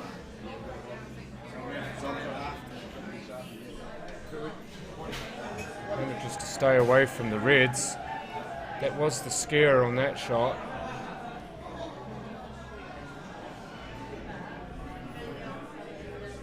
He's wanting to hit only the red here as he off the yellow to get position for the black. Yeah, I'm not 100% sure actually. I mean, it feels like a slightly risky option for me, If he catches the red a little bit thick, he can kind of glance into the black, and for me I feel like he might get a little bit, potentially come unstuck there if he's playing into them, but I almost would have wondered if you'd sort of stun or screw over towards the other red, but he might lose the white if he goes that way. I'll go and get it, Shane. I'll show you. Does he get a curse? Oh, is that's that a wee on? bit fortunate. The Kings get their cheek out. Just get it ready. We're trying to find something to go on. I think this is on, Yes, it was. 8 frames to 4 now. Simon Singleton kicks out into a bigger lead.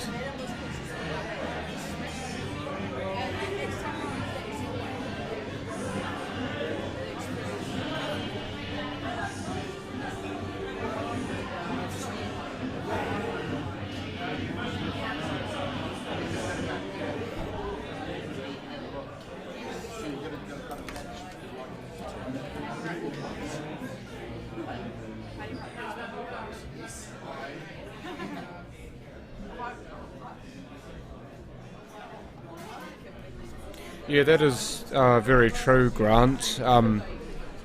Timing is everything in pool, and the break in particular being such an important shot. It's about how well you do time it.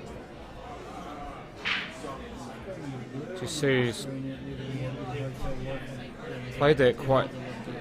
He's broken that really well again, but it appears like he's gone dry, and once again, yes, he's gone dry. Which just seems to make no sense when balls are flying around the table like that, but pool's a funny game that way.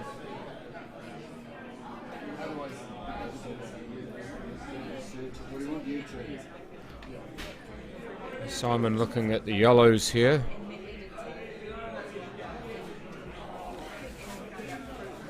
Yeah, that definitely was a possibility, Camellia, if he'd managed to pot a ball off the break, but unfortunately, as good as the break was, it's gone dry, and now Simon gets to do it or have a go at it.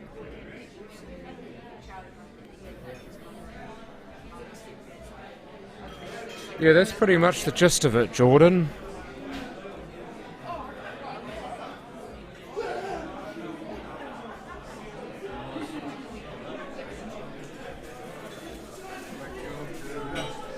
Looks like he's going to try and break that yellow away from the reds. She has got.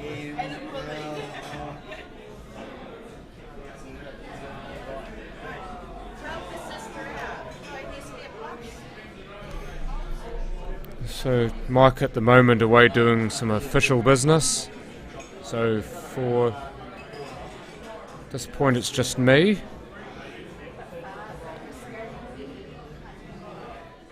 It's got an issue here with this yellow nearest the bottom rail as we see it. That will be by some distance the toughest one to get onto. I would think he'd want to play this and be the other side of this yellow, unless he is trying to get on the yellow. But, oh, he's not going to get lucky, is he? No. But yeah, he was trying to get on that hard yellow first, which is probably the right shot, but just putting into the middle pocket deserted him on that occasion. Des will be looking to see if he can play the plant there and perhaps put the ball over the bin. Mike comes back. Or play the snooker.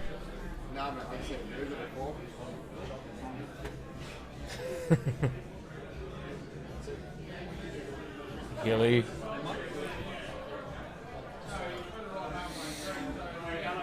Only if you're willing to put up that sort of money, Healy.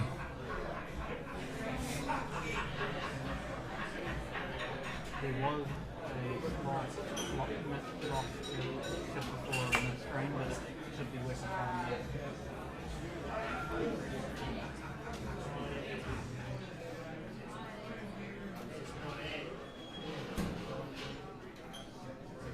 Didn't quite see that. I didn't see what happened because Simon was in the way.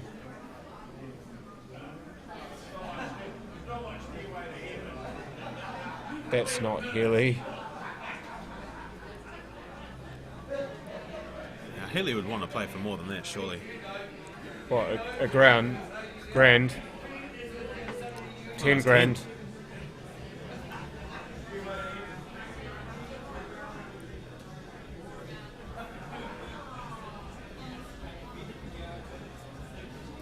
So taking the yellow as the free shot. So obviously Simon unable to make contact on either of his two yellows. So Des now with a chance to stem the flow of blood, so to speak. He's got the same sort of issue as Simon had with the red on the bottom rail being the hard ball. Simon's ball was the yellow on the bottom rail and he ended up not being able to get onto it because he missed the pot. Yeah, I think with the balls Des got here though, he's got plenty of opportunity to get right in the position where he needs to be. It shouldn't be too much of an issue to run this one out. Obviously those couple of yellows in close proximity always make things a little bit riskier, but yeah, nice touch. Yeah, it was really cool to meet him. I thought that his knowledge of pool actually surprised me, but the fact that he speaks so well in general just made it so easy to talk to him, and I didn't feel like I was intimidated or nervous in any way because it just felt like talking to an old friend that I hadn't met for a long I'm time. not sure about that one, as he overscrewed that. I think he wanted to be straight on the other red.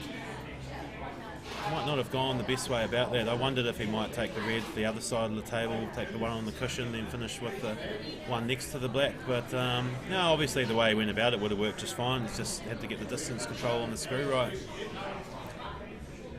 I'm not sure he can take the red closest to him now. I think he's going to have to play the one on the rail, but the white's going to get away. Be spinning down the other end of the table, I isn't think it? I think he'll just go up and down off the bottom rail, and at least this one, the red in or overs, still not too bad.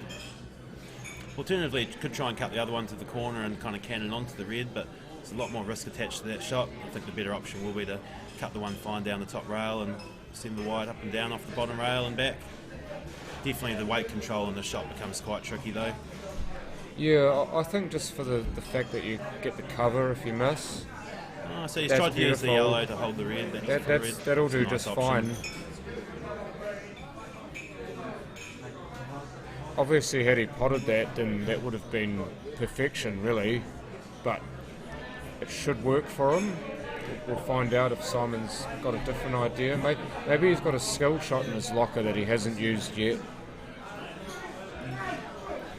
Not too sure. I mean, yeah, it's still looking good from here, but you never like letting your opponent back to the table when you've had a chance to finish. You always know that there's nothing stopping them pulling off 2 or 3 ridiculous shots in a row. So I'm sure he would have much rather that red drop, but still looking good.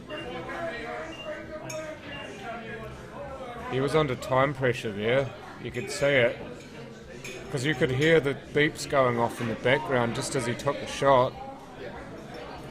The distance he's left in this shot makes things a wee bit trickier. I don't think Des will want to play the red close to the black. Just a little bit too much risk on those shots. Even though it's over the pocket and looks easy, you catch it a fraction too thick or a fraction too thin, and that cue ball could end up nowhere near you want it. So I think he'll take on the central shot first, in or over the bag. If it drops, he can finish from there. Yeah, I'm with you actually. This is kind of like a shot to nothing, really. If he puts it near the bin, then it makes it harder for Simon, really.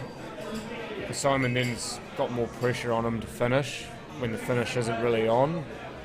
Were any women invited to this comp? There you go, Mike. There's a question. No, they weren't, but it's a fair point. We all actually discussed the fact after we'd sort of invited the players, and we said, we're probably going to get canned for not having enough diversity in this event. But like we've been saying all the way along, is that our vision is a long-term one, and this is just the start, hopefully. And there's nothing to say we won't be doing any variety of events in the future, all sorts of different codes and all sorts of players. Men, women, juniors, the works. We've got a lot of ideas in the works, and we don't want to say too much too soon. Much like this one, we wanted to kind of get our ducks in a row first and make sure we knew it was all going to go well before we put it out there. But no, we've got plenty of big plans in the works. Tomash, 123 ABC. No, it was done on ability, not gender. That would be quite true, wouldn't it? Apart from what you said as well. Obviously, you don't have as many female players in this who play these rules or this sort of pool, so that does make it a little more difficult. But you do have enough. Oh, drop! Come on! I'm surprised that one didn't drop. And again, even though it's a tough shot for Simon, there's still a chance he can make it. I'm not sure if he'll look for the snooker or whether he'll take on the double here. There are an awful lot of really good female pool players in New Zealand, though, who would be acquitted quite well in this competition, I would say. Camellia, I'd say you'd be one of them. Tara, if you're willing to pick up a cue, I'm pretty sure you'd do pretty well here. St. John, do you reckon Simon's going for the double here, or is he playing safe? No, he's playing safe. Not sure if it's quite where he wanted it. I guess the risk here, if he covers it, and Des wants to go up and down, the risk is if Des catches that red full, the yellow's blocking the black. So it's a pretty smart shot from Simon. He's almost pretty clued up on those options. I'm wondering if there's enough on this. If I was Des, I'd almost be looking to swerve this. If you don't need to get too much turn, and you catch that red thin, then the white should zip back out earlier. But both these shots, an element of risk attached to them. If you catch it fat, though, then you risk getting snookered or going and off. I'd do it this way because you're more likely to spit out past the yellow, and the black's pretty much on from almost anywhere. He's going to hit it. First. And get past the yellow for the black. What a shot. The crowd love it. The crowd love it.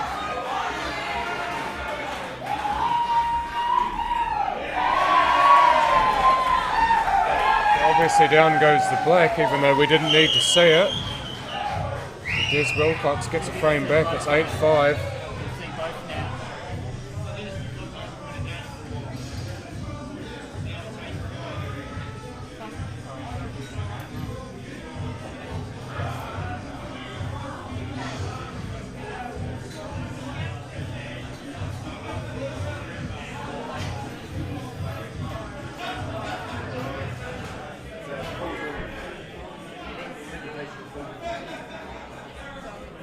Because no one wants to watch men play with balls all day. Ordinarily no, but on a pool table it's all good.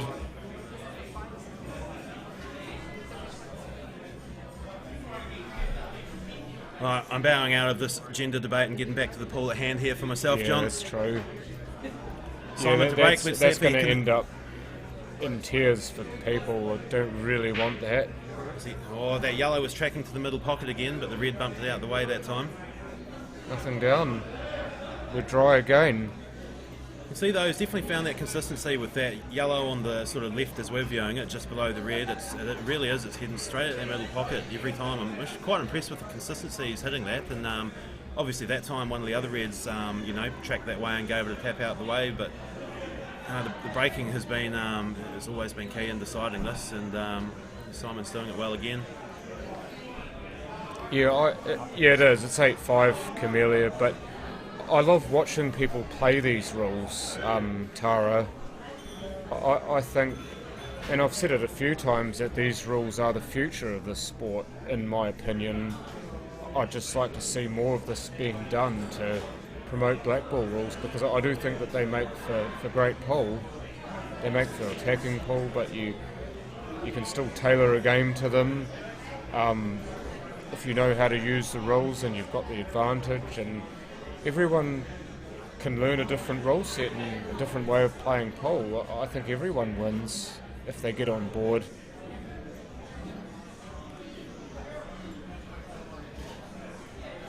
Yeah, personally myself, I never really like to sort of favour one set of rules or too much over the others. There's plenty of place I think for all sorts of games out there, but I definitely think for this first event and trying something out new, the feedback for the rules here has been overwhelmingly positive, which is a bonus. It gives you a lot to work with rather, going forward, doesn't it? Because you already know what you're going to play. I think he's just overkicked that yellow past the middle pocket, but you know what you want to play, so now it's just to tailor the event and market the event and do all of the magic things that you do to make this successful. Oh, it's like I say, John, though, we're not limiting ourselves to blackball rules, that's what we're doing this time round, and we've got the Blackball World Champs coming up later this year, and obviously there's Blackball New Zealand and they're doing things with that, but like I say, our possibilities are wide open. We're open to suggestions. If there's anybody out there who likes what we're doing and has ideas and thinks maybe they'd like to be involved or get us to help them out with something in capacity, then definitely get in contact. Yes, I'd be remiss to forget that. Stuart Singleton, can we have a big shout out to all the people from the UK who are up watching Simon this early in the morning? At the moment in the UK it'd be 7:40 in the morning roughly. Shout out to all you UK pool fans. Great to have you all watching Simon do his business, do what he does so well.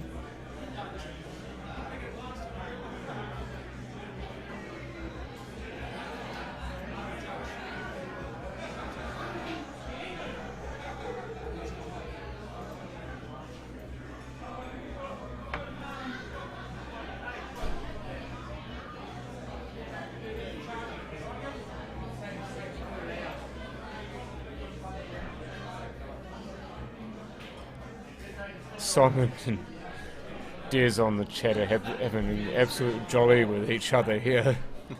I know that those are not the actual players comment on the chat because they're playing pool, but Another good chance here for Simon to finish this one, looking pretty routine from here.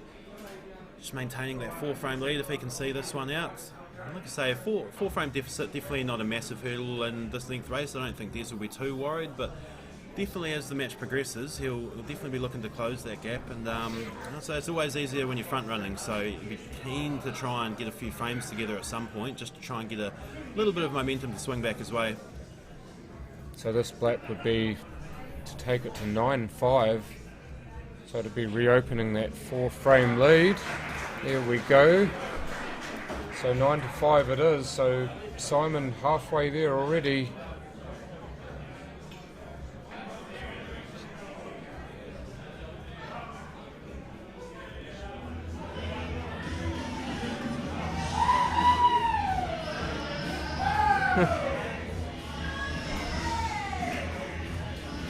Oh, go to the other view. Go to the... Yeah.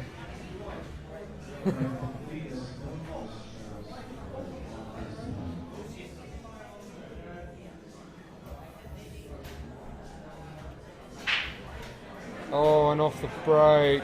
And he got a million balls off it too.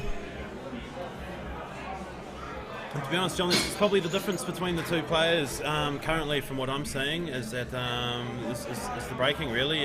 Simon's breaking pretty solid, a couple where he hasn't potted balls, but he's not scratching that wide, and he's often getting to the table first and getting control of the frame. And it's a couple now recently where Des has scratched the white, and it does a lot more damage in these rules.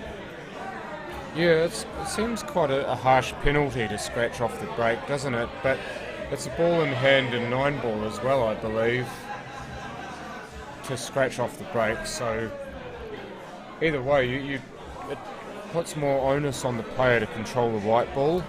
Yeah, but I think the big difference here, John, is that you get that free shot with it as well. So it's it's not so much the ball in hand. That free shot allows you to if there's a red over a pocket that's covering a few yellows and the yellows are looking great otherwise, you can pot that red first to clear the pocket and then run out on the yellows. So the free shot off the break is a massive advantage in this set, I believe. Oh yeah, but the free shot just allows you to do so much, doesn't it?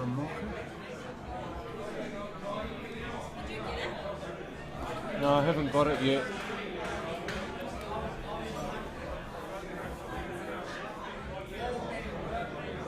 Probably be cold by now. It's the mocha I ordered. It's alright, still like them cold. John's just sitting here seething about this coffee he ordered a while ago that hasn't turned up.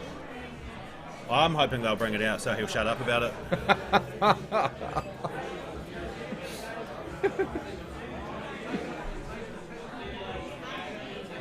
Block these from the chat, guys. No, I'm not really doing the blocking and what have you, because I'm trying to concentrate on actually commentating on the match. I know it might be a pain in the ass for a few people, but there is a bit of entertainment to be had. That looked like it funneled into the pocket, Mike. I'm not sure if I quite saw that myself, but he's got the weight spot on, which was key. Daryl's got a keen eye on that.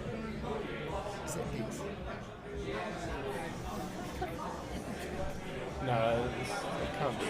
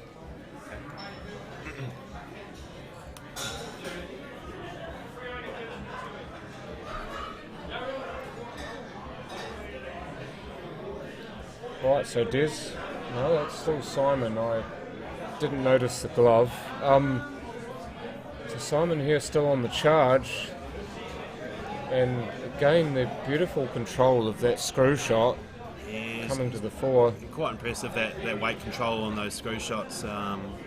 Say it's nowhere near as easy as it looks. The ball's reactive when you're screwing back; it comes back quick. The table's quick, the ball's in use. So he's impressed me with those shots today. He's just got the measure of them, hasn't he? As he goes 10-5 ahead. This is where other players have struggled with speed. Simon's just picked it up so quickly.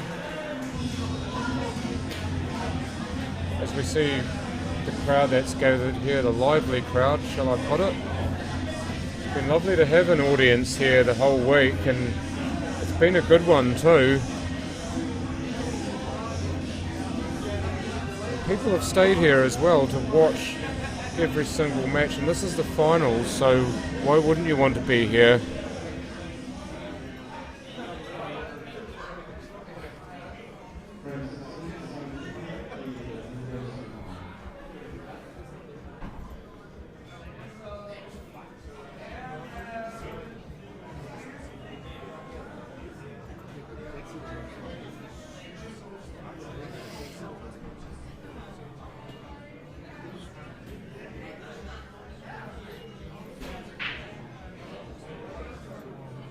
See that? Nothing off the break. Interesting one. Looks like they didn't really break that well. Usually when you're using the shark rack for the balls, they sit together and pop apart quite nicely. I wonder if he, got some sort of looseness in there somehow. Or he didn't cue through the break. Yeah, perhaps. Which does sometimes happen. It's a bit strange, 4 or 5 in that bunch right around the black spot. Oh, lovely shot. Gotten nicely onto the red. Not a large window of... Yeah, but so what Des is looking for very early, we've got those 2 balls around the black, and if he can sort of get on the higher one first with a slight angle to sort of run that white through into the black, he should be able to pop the ball and open them up. A couple Just of other like reds this. in the area that he should be able to leave himself on afterwards, so let's see if he can execute it. Always one thing saying it, another thing doing it. True that. If we could all see it and do it at the same time, then I wouldn't be sat here. So is he still on for that red to the centre? I can't quite tell from here.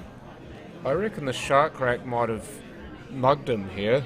Yeah, even now I think that ball was running somewhere different. Back live. But I think if that shark rack hadn't been there, then that ball would have been on.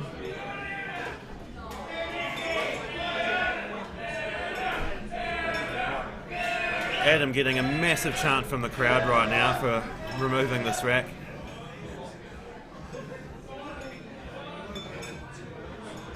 Hope he remembers where that ball went. He's shaking his head. It's not an easy one.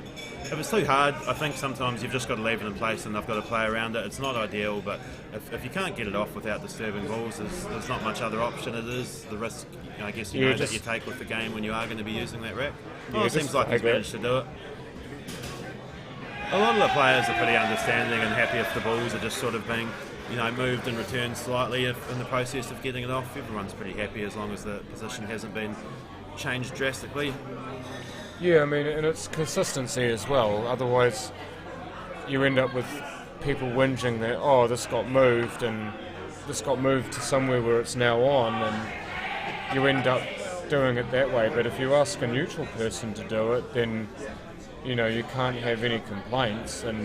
But generally, players are fine with their opposition doing it as long as you agree on what happens before it does.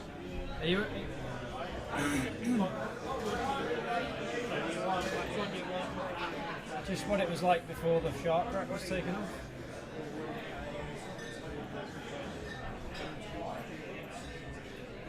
Okay, go on.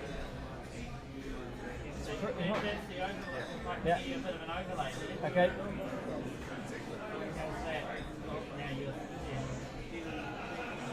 It looks pretty good, doesn't it? We're just going to find out if Adams replaced the white in the right place or not, using the technology we now have.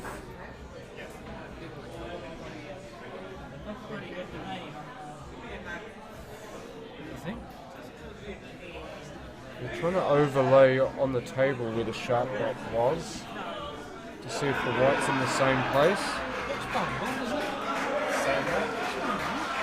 Yeah, I think you've got that dead on, Adam.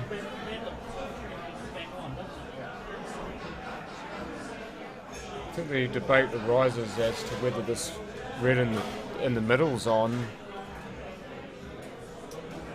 'Cause maybe it was on before and now it's not, or it wasn't on and now it is. It's just a little millimetres.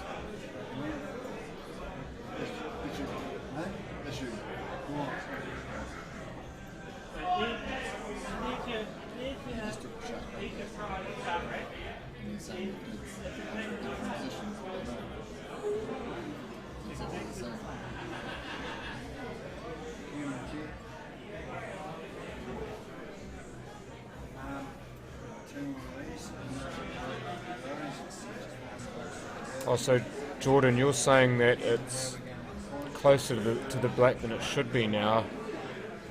Well, there you go. Don't have to worry about it now because Des has just played his shot. It's a bit of a rough one because I think the shot Des might have been looking to play, because if that red to the centre was only just not on, you could look to play that shot just with a, sort of play with some low right hand side, go past the black and sort of bend around it slightly to kind of create the angle on the red. But the problem is when you play that low sort of drag side shot over the shark rack, that spin can often grip on the rack and sort of move the rack and change the direction of the cue ball. So tricky little situation, unfortunately.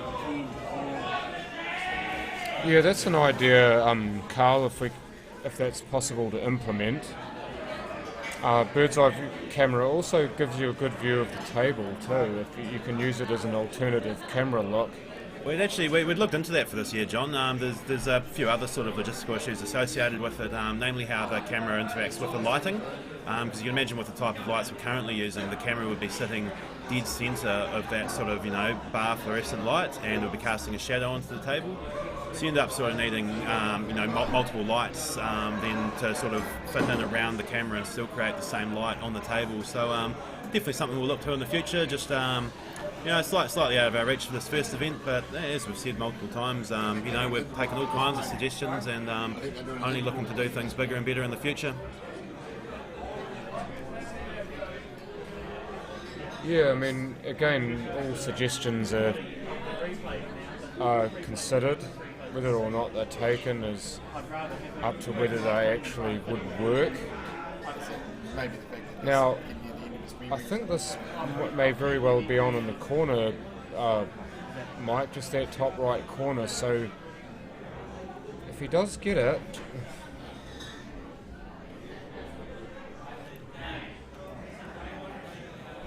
Well, that'll do. That's fine.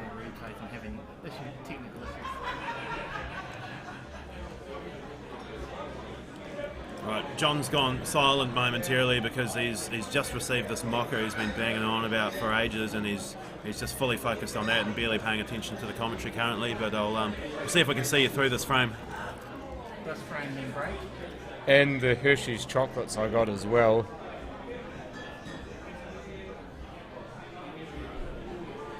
Thanks, Grant. We're glad you're loving the live stream. It's definitely proven popular, and we're enjoying commentating and calling the game as well.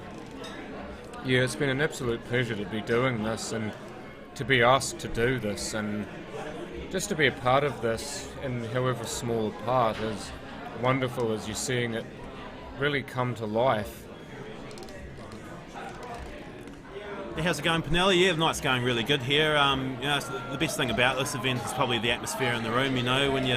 It's the thing when you round up 8 players of this calibre, the people will come out and watch, and especially when we've got all the crowd stuff going on, the PA system and the music cranking and that.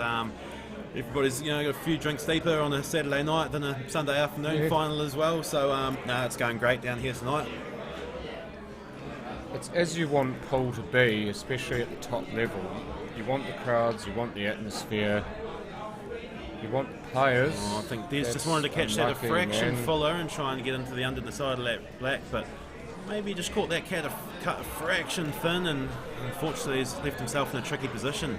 It's going to be hard not to disturb those 2 yellows here as well, which is a shame, because it's the one thing maybe making this finish a bit tricky for Simon. So hopefully he can manage to hit the black and not disturb those yellows. That was almost inevitable, wasn't it? Obviously you couldn't see any of the ball by the look of it. And like we said, in some situations there, when you know that your opponent's ball they've got all the balls, they're all on, and you know that, basically if you don't pot that black, you're probably in trouble. He's given that one a decent nudge, and sometimes it's just in the hope that, if it doesn't go in the pocket you're aiming for, it gives it a chance to go somewhere else and for something else to happen. Yeah, and this is, Pinelli's made a good point, is that you can learn things from watching the stream. What you want to do, obviously, is to learn them yourself when you practice, but when you see players play certain shots on stream and you want to implement them into your game, then you can watch the shot again and again on the stream and then try to practice it yourself, knowing what you've just seen.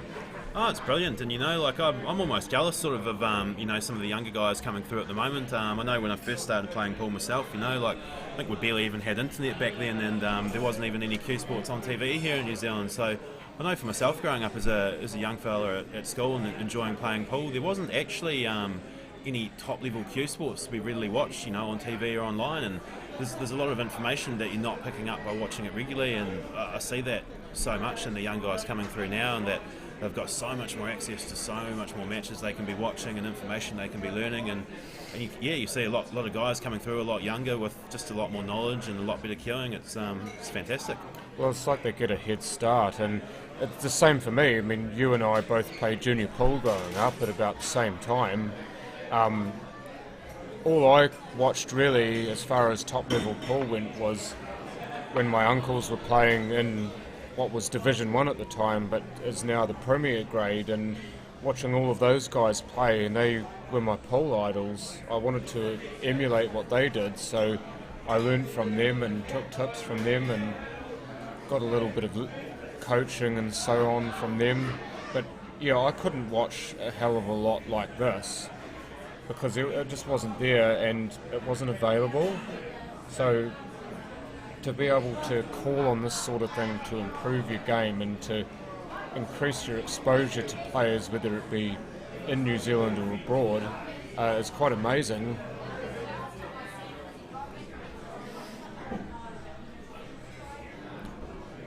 It's a good shout there, Jordan, about getting the games televised. It's absolutely on our radar, and I know, towards the end of my time involved with the Super League, we were working on that quite hard as well, and we did actually get one of the first Super League nationals at the Wolston Club televised, covered by local television channel CTV, and with this event here, it wasn't quite possible for the stage we're at, but what we're hoping by running this event and fully streaming it and having all this coverage and media that we can show people is that going forward we've actually got a product now that we can show people who are running television productions and whatnot, and we can show them our product that we're trying to sell, and if they like what they're seeing, there is potential for us to hopefully head that direction in the future. So very early days, but it's definitely one of our goals.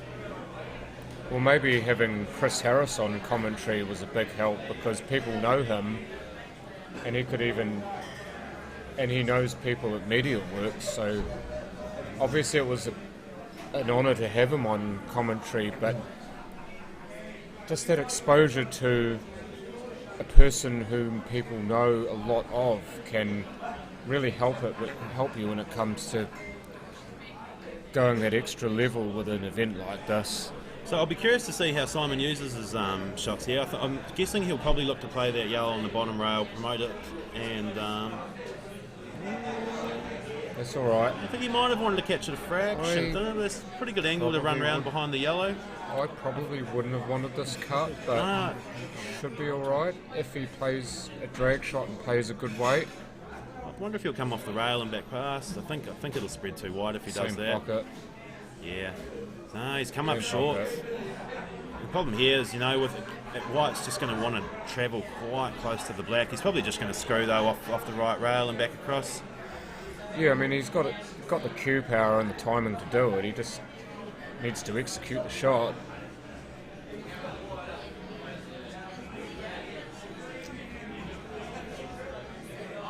Oh, what's he done? I wonder if he just decelerated a wee bit on that one. It just looked like the white never really got the zip off the object ball he was I love looking the for. gamesmanship though. Look at him.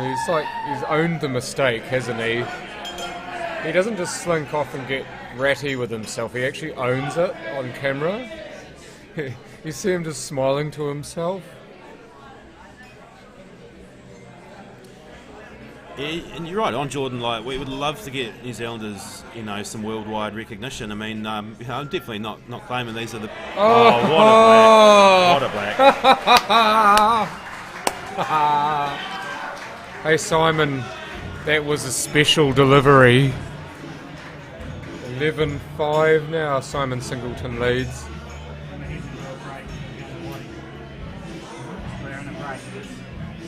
And we shall go into an intermission, so back in 5, over to Watty.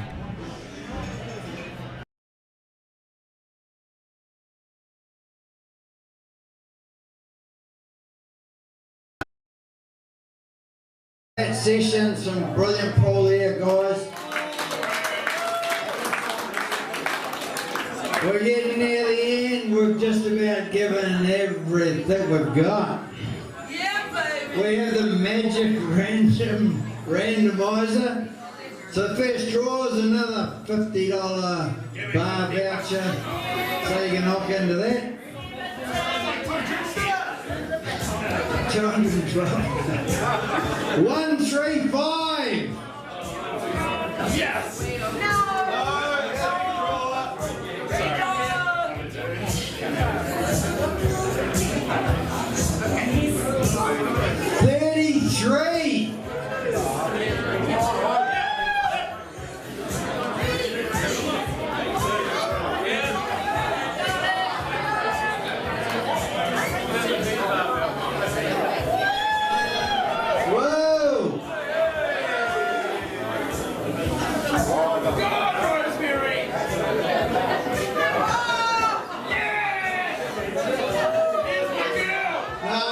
You've run out of time.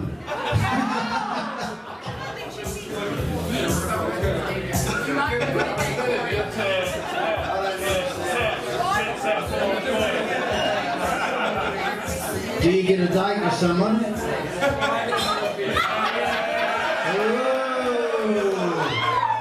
And I hear Charlie always delivers.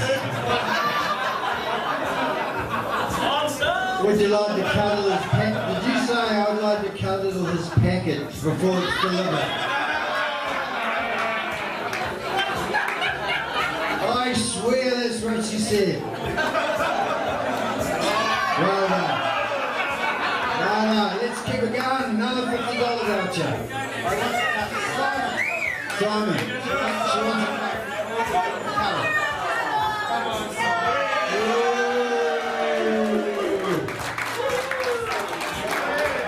I hope someone photographed that. Right, let's go. 101.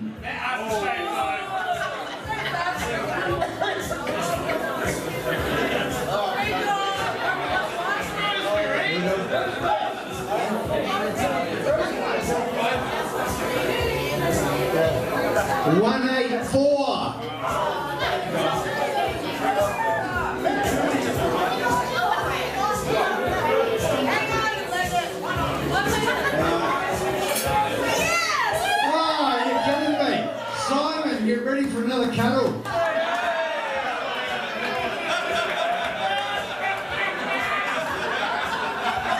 Hang on, Diz is there. Take it.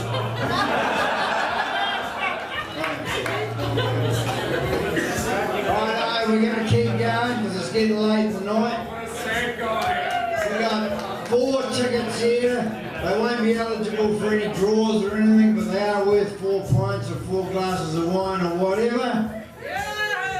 So if you win them, you can shout your mate or you can drink a lot. 100!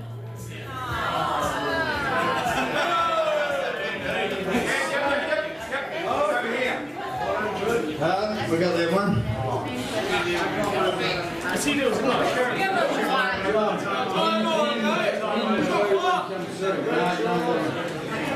He's going.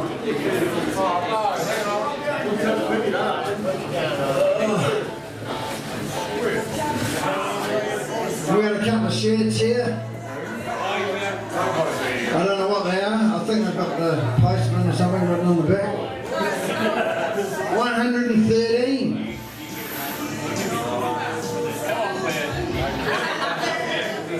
No?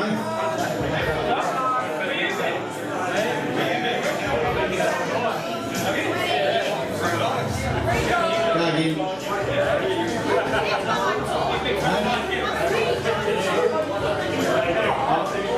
We're going to redraw the 100 one.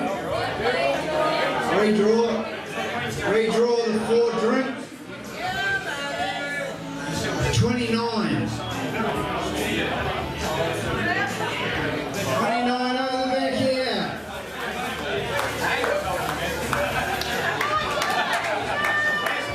Would you like a hug or anything? Right, let's go. Keep it moving. 196.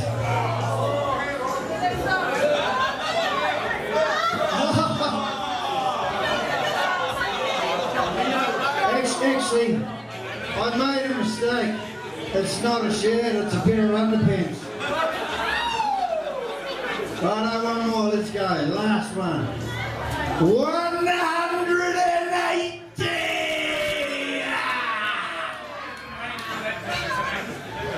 You always wanted to do that, didn't you? Absolutely. Is that Adam Lee coming down for this?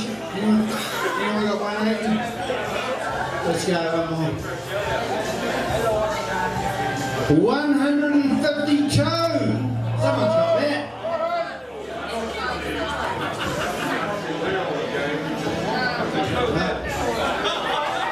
Oh, they've got matching underwear. Hey, thanks guys. Awesome crowd. Back to the players. Let's get some action going. Whoa!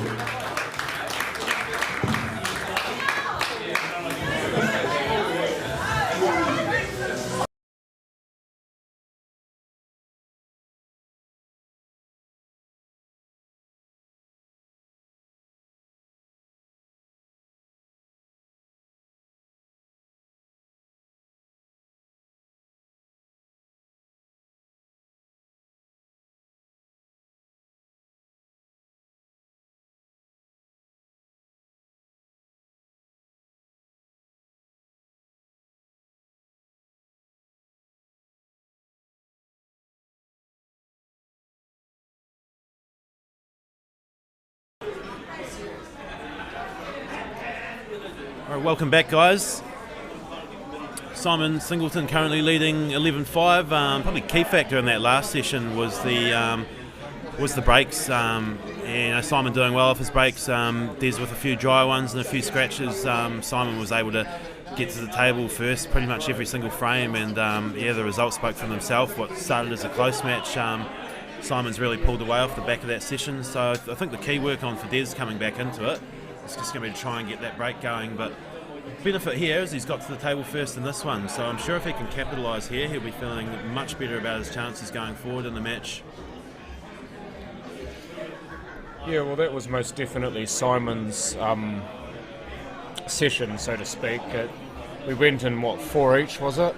And now it's 11-5. So Simon won that last session 7 frames to 1, which is quite amazing when you consider how tight the game was to start with, and it almost has parallels to Simon's game with Baden earlier on, how Simon was able to kick into another gear. But this is a slightly longer race, and Des is not Baden, so how much it will matter, we shall see.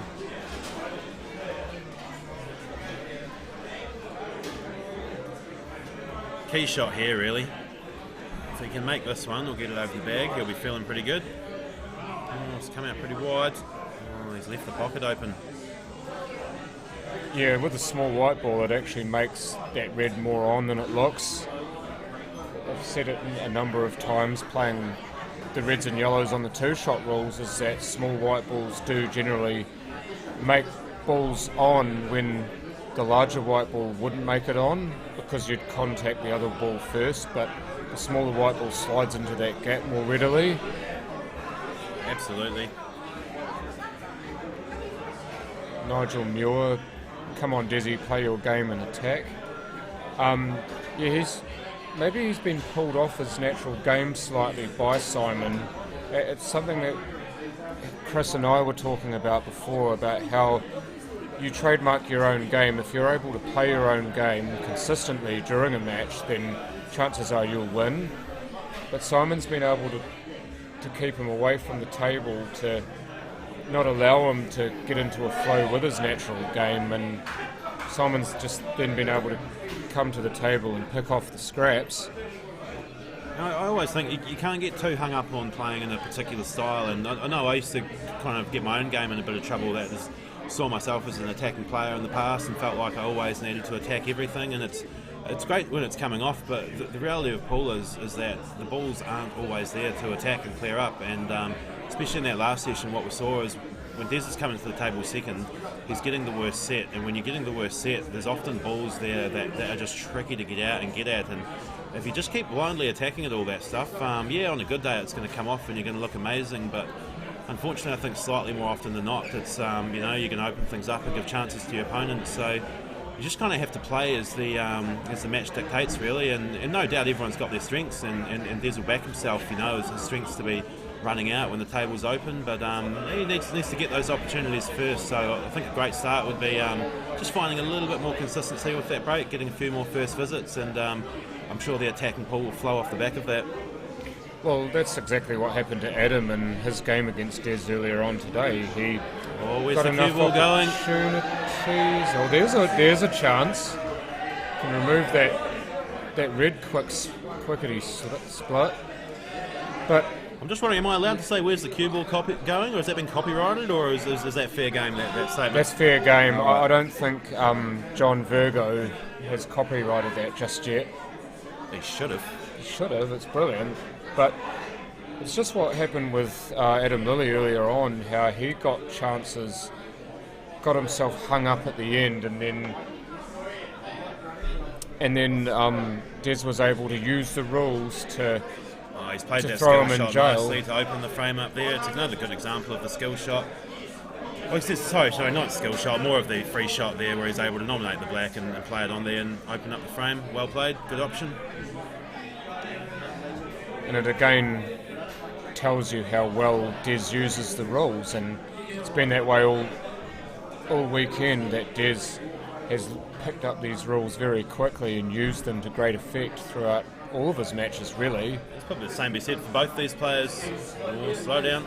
It's all you good. kind of expect it with Simon because he's already played them in the UK, but Des has just come in leaps and bounds with this rule set, and he's almost on a par with Simon at the moment, I'd imagine, and that'll definitely help him if we do have more tournaments under the Blackball rules. You can just pretty much walk in knowing that he's played this tournament to this standard and be able to just boss it. Nice black from Des, good finish. That's exactly how he wanted to start the session. First frame on the board in the session, he'll be feeling like he's back in the game now.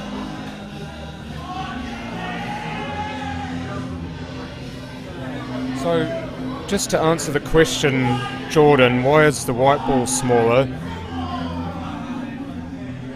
Why is the white ball smaller?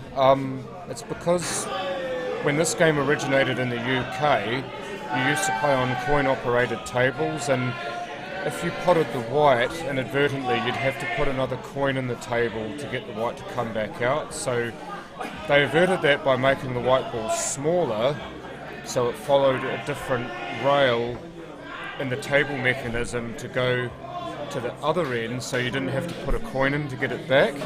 And of course the English, being the English, they decided that happened on a good thing, and when tables became non-coin operated, they stuck with the small white ball, and that's why we keep playing with it today.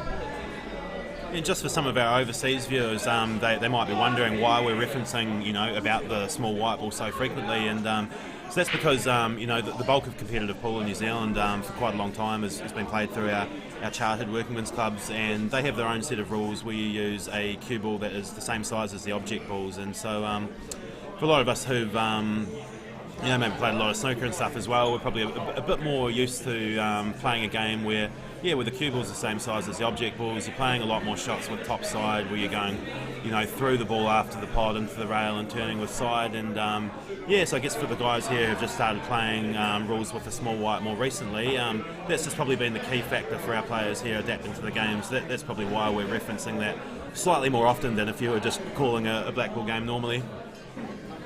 Yeah, sorry, Tara. I honestly assumed that they'd played these rules in the UK, so I've actually been putting you guys crook all week about that.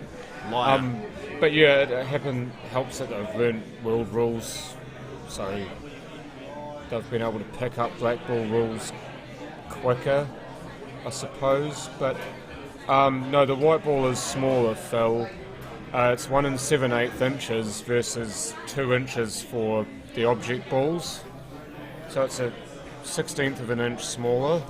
Yeah, and to be honest, I think the more of the advantage the English players have is not so much around the rules, because rules can be learnt relatively quickly, but I think it's just that familiarity and confidence playing with the small cue ball. I know myself, I've played with a large white ball my entire life, and it's only probably in the last sort of 3 or 4 years now playing with a small cue ball. And I know that sometimes if in a match in a pressure situation, that sometimes I just don't have quite the same confidence playing with a small cue ball, because I don't have the 10-20 years playing with it to fall back on. And while our players are they're adapting well and getting the hang of it, I think just sometimes in those key moments there's just a little bit more doubt in the back of mind, because you might have only played that shot 1,000 times in practice versus 10,000 times in practice that some of these English guys have. So I think it's just that experience with the small white ball that just lets them be able to be a little bit more relaxed. But that's the main reason we've started playing these, is that we can start closing that gap. Simon. Yeah, we're disappointed with that one. He was odds on to run out from there. The last thing he wants to do is give Des a sniff to run a couple in a row and get right back into this match. You do not want Des to feel at any point at this stage like he's getting back into the game. So if you really want to shut the door on him, then you punish. So Des here has the opportunity to get another one back. You did right, Terry, that the answer to Phil's question, you are correct. The black is the same size as the colours, thus larger than the white. And it is an 1/8 of an inch, not a 1/16 of an inch, as I erroneously said before. Sure, Simon got a wee bit lucky there, that even though he missed that pod, he didn't leave Des the best starter. And that would have been so cool if it had dropped. What a shot that would have been to start off with if it had dropped. Very good chance for Simon here, though. He'll be hoping to make amends for that last miss and close out the fame from here. Imagine you'd be thinking about a plant here, do you think? Yeah, I'm wondering if I'd maybe take the central red rather than the one over there, because that one's still an option to the middle. The one closer to the black. Yeah, for myself I probably would have, but it's a good option as well. And like we always say, more than one way to skin a cat. If you like the look of a shot, that's the best option for you. Yeah, now, he's got to be careful of all the traffic here.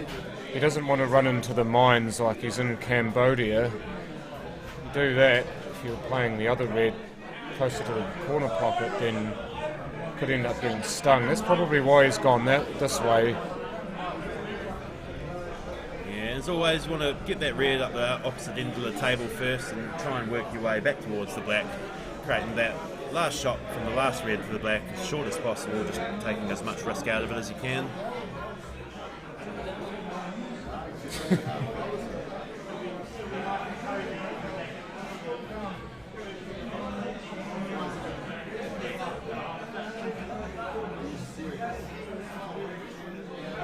Oh, Jesus.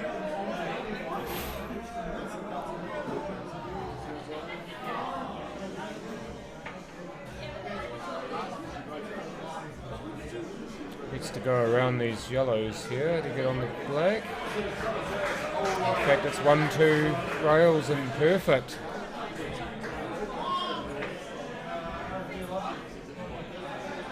And it's as automatic as the transmission. So 12 frames to 6, Simon Singleton leads.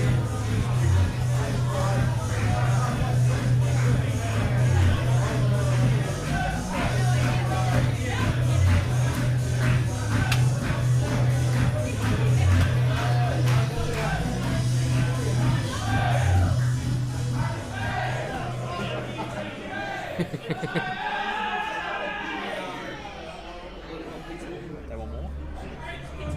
Is that you? Yeah.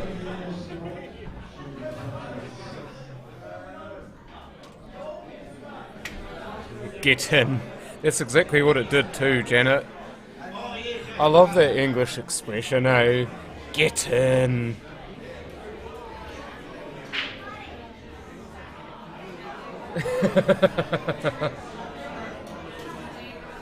Oh, it'd be just like what you'd have to laugh at some point, wouldn't you?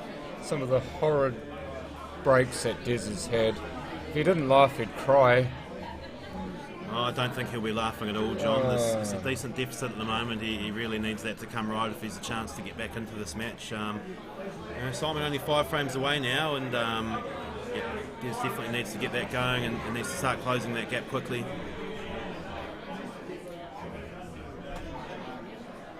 Yeah, red's definitely your set. You've got to getting rid of this one over the corner pocket. I think it's a good move because you don't want to have to go to it later on and risk running into the yellows and fouling your position up. Oh, so the other thing I like about that shot is it's a little bit of a psychological thing, you know. When you take that red early that's covering that pocket, you're saying to your opponent, I'm clearing the table here. You know, you're not leaving it there and saying, oh, I'm leaving it there as insurance because I think I might not finish. You're potting it straight away because you're thinking, yep, that's going to get me the position I need to run out this rack. He's not planning on missing. Yeah, it's a stamp of authority, isn't it? I love it.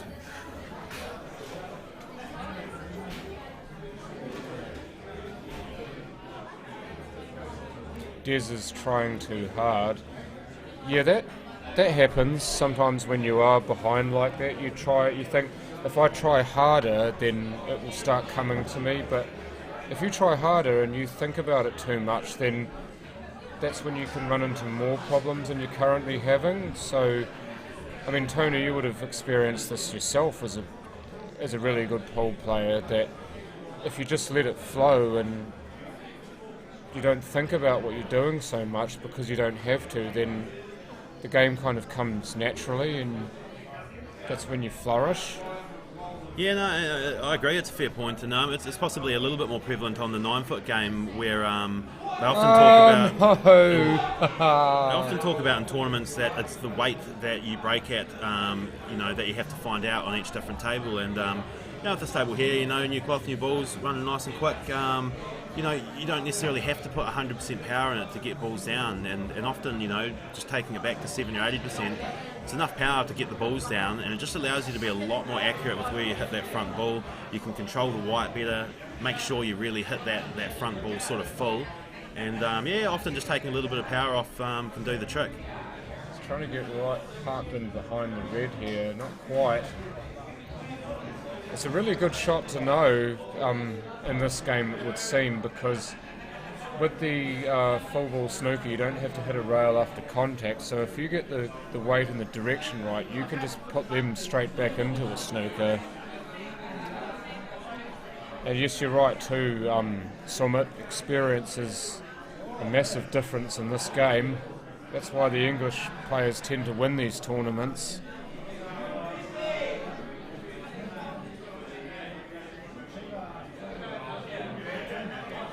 Desi looking to turn that all on its head right now. Yeah, great opportunity here. He's got to take this one. Yellow. Got the choice here. Could either go left or right. Go right, just pocket weight. Can still go for the yellow in the middle pocket, although I imagine he would have been wanting the one in the same area of the table.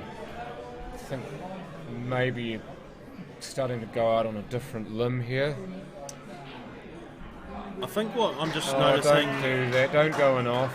what I'm noticing about Des at the moment is I think you can see where the pressure of those breaks is getting to him a wee bit. It doesn't look like he was playing at the same sort of nice considered pace he was playing earlier. It just looks like he's upped his tempo slightly, possibly in a bit of a hurry to get back, and it doesn't look like he's hitting them quite as well. He's still going to take this frame, but hopefully getting another frame will settle him down, and I think if he just goes back to playing that pace he was playing earlier in the match, I think he'll be right.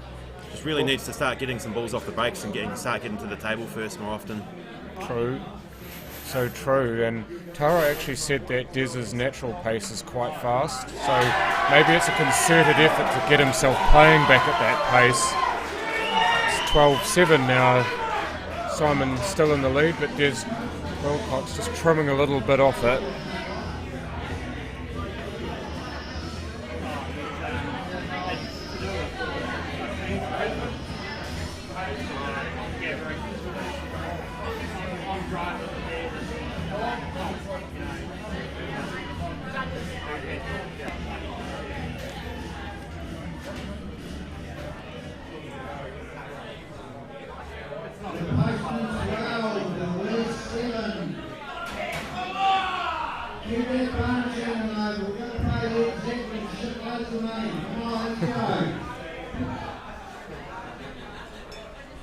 You see Simon there, he's still lining up that break. Pretty much every single frame he's lining up exactly where he wants the white ball for the break. So he's so focused on that, and again that head ball got bumped away and he didn't get a ball off the break. So Des with the chance right now to run a rack and get to within 4. Yeah, not a straightforward one here though.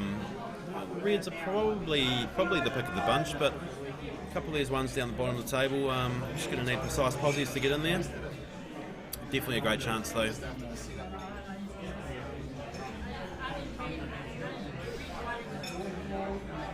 I believe one of these reds has to be on, surely. Probably the bottom red of the two. Get yourself into the centre of the table so you're not got an untoward angle on it. Or maybe the top red of the two's on.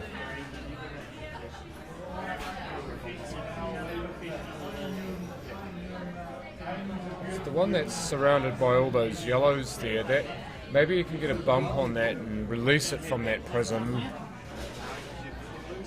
That'll be just what he's trying to do there. Just get a bump on it, but he's actually put it into a different jail. Yeah, he needed to catch that one a lot fuller, and unfortunately because he's caught half the ball there, the white's just sprayed wide and the red hasn't travelled very far, and yeah, unfortunately it's going to be tricky from here now. The yellow's tied up for Simon as well though, so it's definitely not going to be simple for Simon when he gets back to the table, but it's probably going to be the turn running out soon for Des. Perhaps bottom rail here for a safety. Yeah, just tie him up, play a containing safety.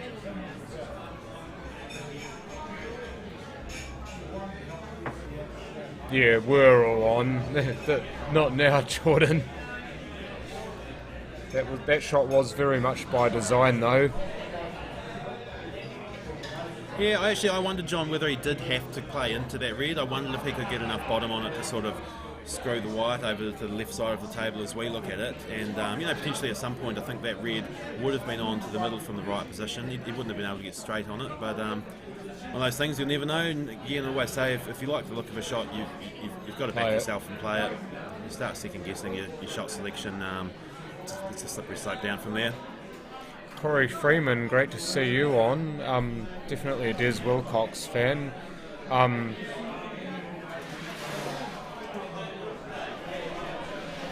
Grant, are you playing in the Masters? That's obviously not aimed at me.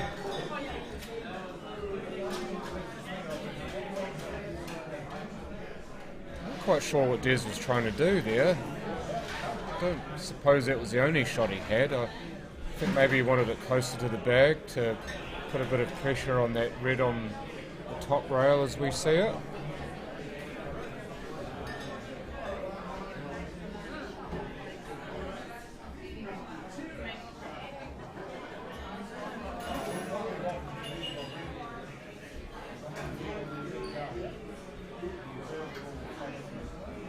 Yeah, Simon's got a bit of time here with a couple of the reds safe. He can just bump that one, the yellow, out somewhere where it's potable, and Des has got everything to do if he wants to finish it, and he'd be well advised not to attempt to finish, just to try and keep developing his ball so that when the opportunity is there, he can strike. Maybe he's just made one for himself, though. What do you reckon, Mike? Yeah, nice double to get going. It's going to be interesting to see how he approaches these two reds down the other end of the table. I'm not sure if he's got the angle here. Maybe if he had a little bit more angle, he might have been trying to drive the white through into them and develop them. Just looking. He's trying to just advance slowly in this frame. Maybe he's just trying to test Simon out to see if Simon's willing to take a risk or play a different shot. But Simon there's just put him in a good snooker, so maybe the plan could backfire. It's often the risk, and often once these frames get a bit tight and tactical, I actually think having more balls on the table is an advantage. You've got more balls you can play at if you get snookered, and you've got more balls to snooker your opponent behind. So once things aren't all on, I think having balls on the table is your friend, and Simon won't be in too much of a hurry to pop balls here. He'll just be just trying to slowly promote them, keep theirs tight, and wait till he gets a foul and a good opportunity.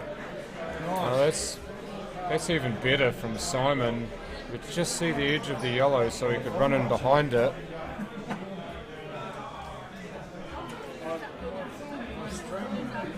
And that wasn't far away from a pot, so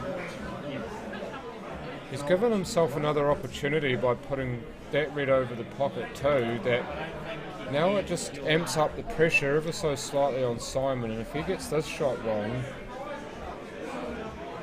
Des gets a chance maybe to do something more with it, but he's played that pretty much as he wants to. Yeah. That's a tough snooker to get out of.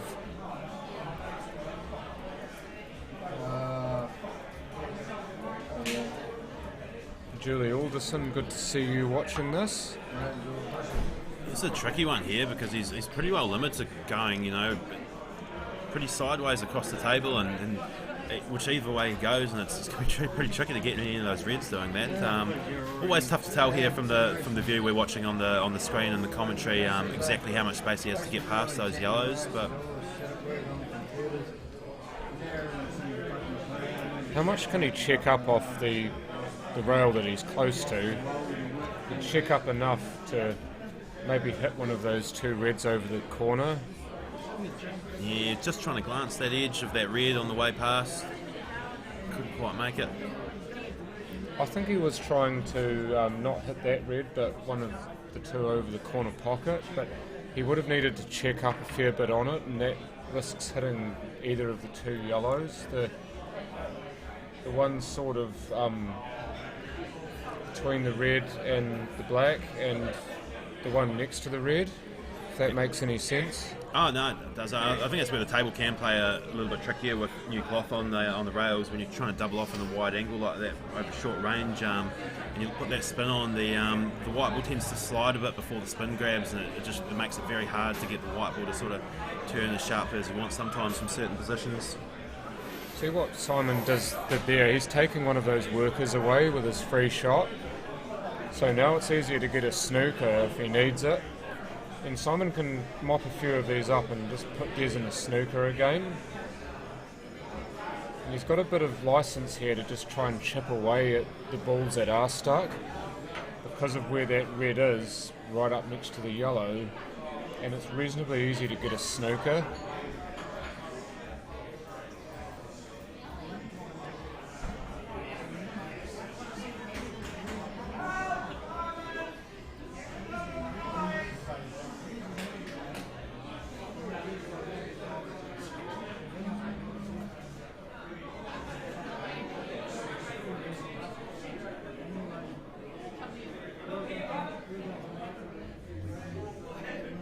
Quite sure what you're trying to ask there, Jordan. I imagine you made a typo with that comment.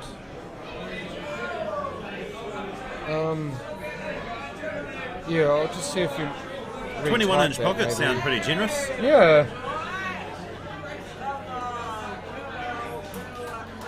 that's a good shot that Des has played, and now Simon's got a little bit more on his plate. Although I imagine with Simon he'd probably just nick off something and go for a snooker.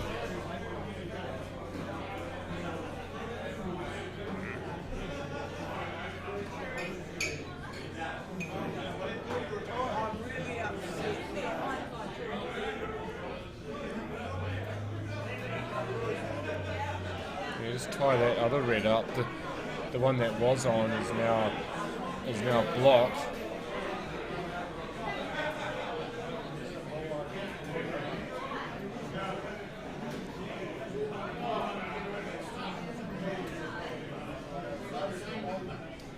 Are you talking about that, Jordan, are you talking about that joke table with the absolutely massive pocket at one end? Or are you talking about the American 9-footers? The Super League's played on 7-foot tables like this one.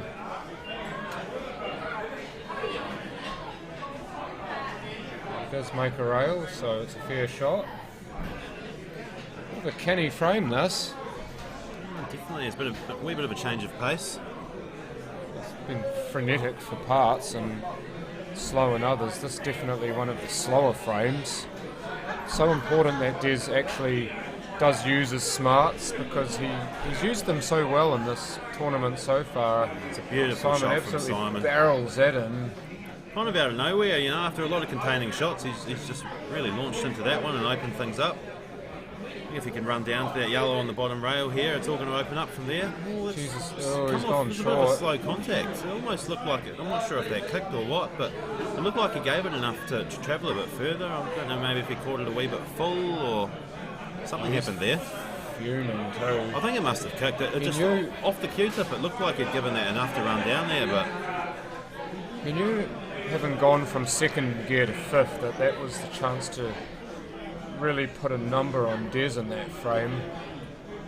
Oh, and there he's just compounded the error by missing that. And you can tell it's the shot before that has caused that miss. And it's always easier said than done, but when you make mistakes, you've just got to try and put them out of your mind and focus on the task at hand, because all it's going to do is distract you. But we've seen a case of that there, that it was still all there for him. He just needed to cue that long straight one well, and he was away. He still had that previous shot in his head, didn't he? Yeah, I think so. You are right, by the way, Tara. Well, that's well played. See, that yellow that he just released from the red's not on, so Simon's got work to do if he wants to finish this one. Yeah, at Bowie's, by the way, from the 18th until the 20th of June this year, John. Asking where the Super League finals were this year.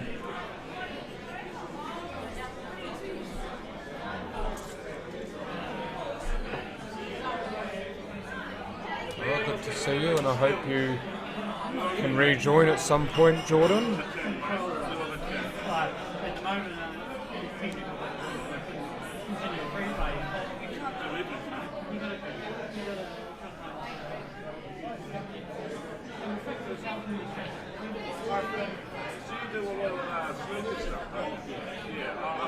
Oh no, anywhere but there. Does he still have a shot though? In the middle? Yeah, I think so. Not quite sure if it, again, another one I just can't quite tell from this camera angle we've got on the screen if that yellow passes that black, but would have fallen into a bucket of fecal matter and come out smelling like roses here. Oh, he wouldn't pot this. Oh, that's so good. Just pot this black, why don't you, and make it official. Oh, there is no justice. But there is a postman and he leads 13-7.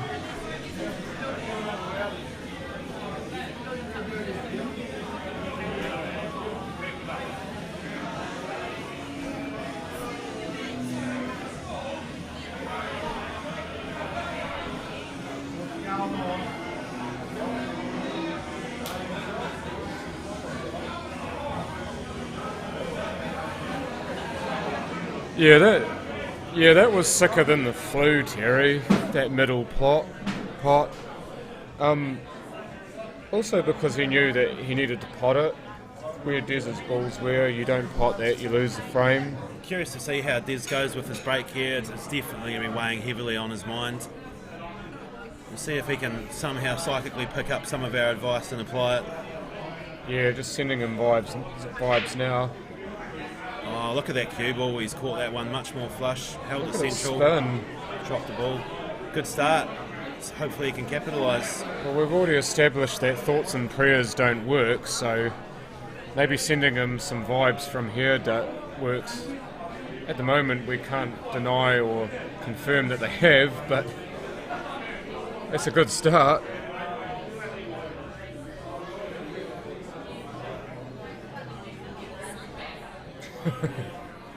It could be true, Corey. Sometimes he plays like he's possessed, just like that. Starting to look like it might be worth it if he has. What, played like he's possessed? Sold his soul. Hey, if he becomes a gun pole player, I'd take that deal. Maybe that's what I need to do to get better. Or practice, one of the two. That is how you get into Carnegie Hall, after all.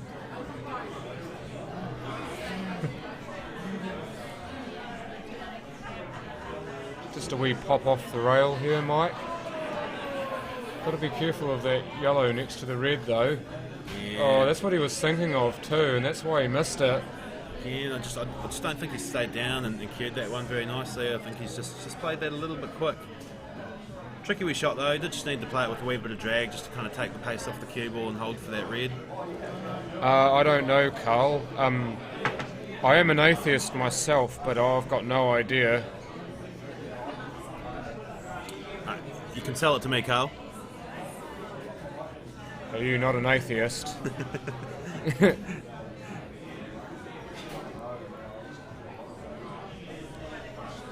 Yeah, no, that's true, Tony. Well, it could be true. Either that or he was thinking too much about his posse and not pot. We have seen that, and then the pot goes wrong and you sat there with nothing in your hands.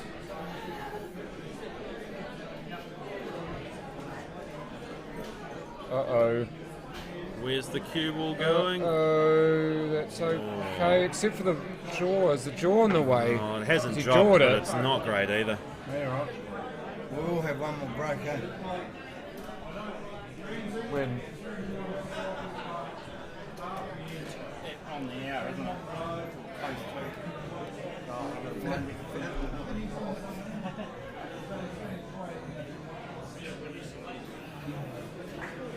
Is that all he can do from there? As he Yep. could hope for. Now he's just got to hope that Des doesn't have a finish in him. Just got to cue this so beautifully though into the middle pocket. The position's there though. He just has to make sure he pots it.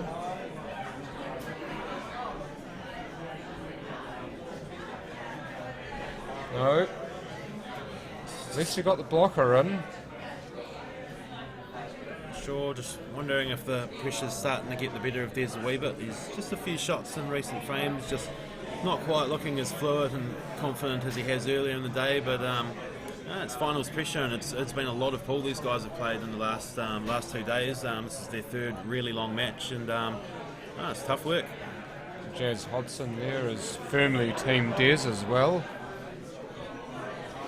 Bit of filth put in there by Simon yet again to leave Des in a snooker. Just able to slow that tempo again and make Des think about what he needs to do. It's a good ploy. No, he didn't get contact on it. Free shot coming up. He can get rid of that red if he wants to. Should be costly. I'm just wondering whether he'll want to pick up that cue ball and maybe pop that red over the middle, bunting the yellow a bit more central, the other yellow down the rail next. It's definitely not straightforward. Maybe you can promote... Oh, I see what you've done, yeah. I think if he can pop the red from here though, it's probably going to be the shot. Yeah. And then you'll naturally nudge that yellow out. Your shot, to be fair, had merit too, to put the white ball behind bulk and just cut the red in, nudge the yellow away from the pocket and be on the one down the rail. That would have been a good shot as well. Simon's seen it my way for once. Yeah, no, actually, I think the good thing about keeping that yellow there where Simon has it was giving him a ball that he can use to sort of get back down to the bottom end of the table for that yellow on the bottom rail. But yeah, hasn't quite worked out. Hello. Going to cue this one well for Des. One good pot, and he should be away here. This is where your queuing comes into it. This is where you test. This is a massive test of queuing, this shot. It's not good enough. If you're Simon, do you play that ball down the rail now? You know the white's going to come back towards the other corner of the table where neither of those two reds cut. Do you just play it now? Play it now with control in case you don't pot it. I think I'd be playing that yellow on the left rail on the screen right now, just dropping that one in pocket weight. If you miss it, you're sweet. If you drop it, you're in a very good position to clear. Yeah, that's a shot, isn't it? Bit of pressure. Well, Des has put so much on himself though, just by not potting the crucial balls. This frame in about the last three, he's had crucial balls in each frame, and for whatever reason he just hasn't been able to put paid to them.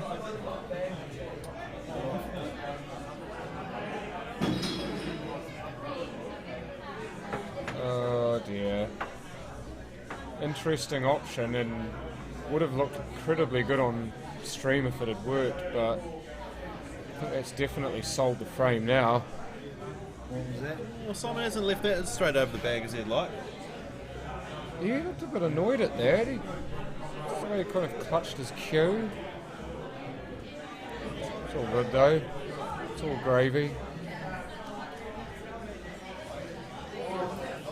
And I think again the lead's gotten large enough now that there's just that the pressure's come off Simon that little bit, and even if things aren't going quite right, he can stay relaxed because he knows he's got that buffer, and if he does make a mistake and drop one frame, it's not going to hurt him at the moment. And I think that's what we're seeing as match progresses, is that the pressure's coming off Simon gradually, and it's that pressure's adding on to Des. And Doesn't want to get too relaxed though. No, I've seen it before. He's probably learned his lesson from yesterday on that one. Someone get Des a red ball. Yeah, that's probably not a bad call, your real name. There is a break coming up, by the way, at 10 o'clock, so he'd need that quite a lot, I'd imagine. Simon drains another black, and he's now just 3 frames away at 14-7.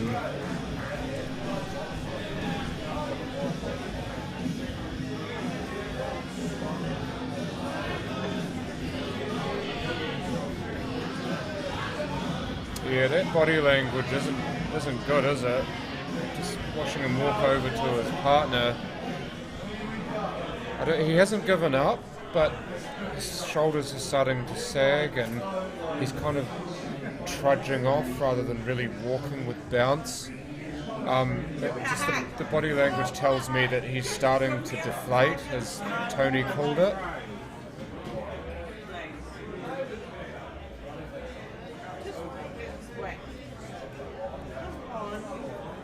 I think also he's looking for a bit of solace from his partner when he goes over there, just for her to tell him, look, you can still do it, Des, you've still got it. But he needs to be told that at this point, because maybe he's not believing it so much.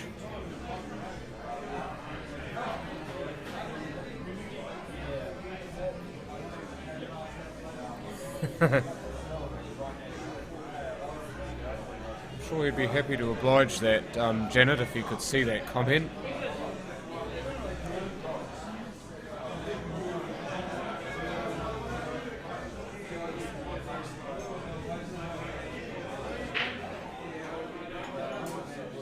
Oh, the yellow got nudged again. And again it's run dry. This time, Des. Come on, this time.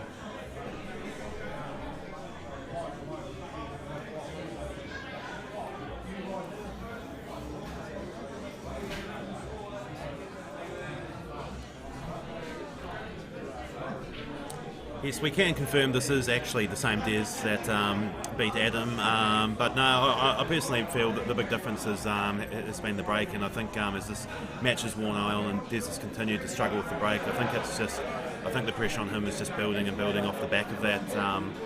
Definitely against Adam, especially in the first half of the match, his game was well rounded. He was breaking well, he was potting well, he was playing safeties well. He just looked a lot more in control, but. Yeah, pressure's a funny thing, and it is at such fine margins and pull between playing your best and dropping a long way off. You don't have to do much wrong to sort of drop your level a bit. So hard work for him from here, but hopefully he can find something. Adam Lilly showed earlier that you should never be written off, and we're definitely not going to be writing him off here. Yeah, well, mentally he's not the same person, is he, at the moment? But that could change, and you did make a great point about Adam Lilly, and we saw it on live about how he never gave up. He was always second best, but he played like he was still a champion, and he ended up showing us what a great player he is from adversity to be able to go within a shot and then a frame of being able to topple Des. Now Des needs to draw some of that for himself here. A bit unlucky not to contact anything to release that red.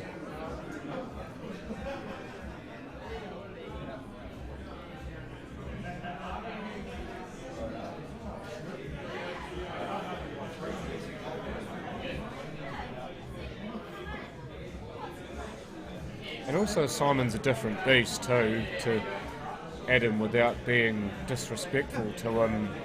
And Simon's just absolutely proven it at this level. I mean, he doesn't win the last 3 Super League Nationals for nothing. And only the very best players in this format can do anything like that. And Simon bringing that big match experience and nous to this game now to really turn the clamps.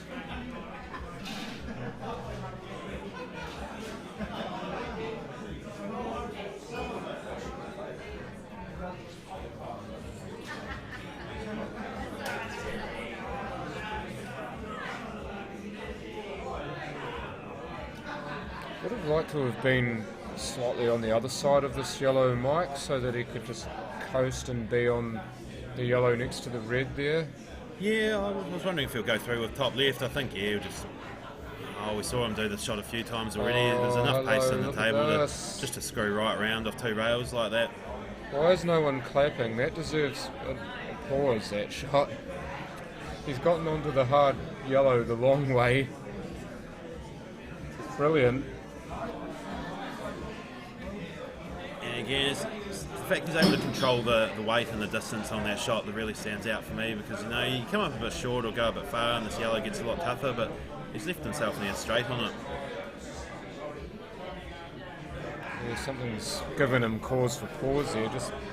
I'd imagine looking to see if that yellow closest to the middle pocket still goes. Now, it does from there, and maybe he can pot this and just screw back a little bit so he's got the same lie.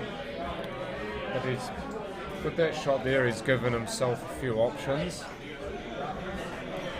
Play the yellow into the left middle pocket and then just beyond the yellow closest to the other middle pocket, and Bruce is your uncle. Yeah, I think he'll go that way. I think if you get sort of slightly straighter on the, I think play that yellow to the left, it gets, the straighter you get on that next yellow, a little bit easier it gets to control the contact onto the second yellow. RM putting in a big message of support there for Des. Definitely not straightforward these when they're close proximity. Touchy little shot. See what he's got. Yeah, he doesn't really want to touch the yellow on the way back. To be honest, he could almost pop that closest yellow up to the corner. Yeah, they're both fiddly shots. I didn't realise it was going that far across. I thought that white was popping into that yellow. That makes a lot more sense from there. Well, they might have liked to have got a bit further through. I think from that angle, he's probably going to struggle to kind of run through straight enough to get a nice angle on the black. Again, just with the smaller cue ball, with the big cue ball you can get this white to run through a lot straighter, but when you're driving through with the small cue ball, it is going to spray that bit wider. It's going to come back out. Oh, he stabbed it. Interesting choice. Stabbed at it. And what was he doing with the black from there? Yeah, he didn't get the work on the white ball. I think he wanted the white to come off the right cush, Just be get back onto the enough black so in the it same can- pocket. Interesting one. I never said he wasn't, Tara. Oh, that's a great part. It's great confidence, little confidence booster just when you need them. But I never said he wasn't a great player, Tara. He's just being kind of made to look ordinary at the moment by someone who's quite clearly at the moment got his number. I think But saying he's he's still got making 3 to Des go. look. I He think hasn't won it yet.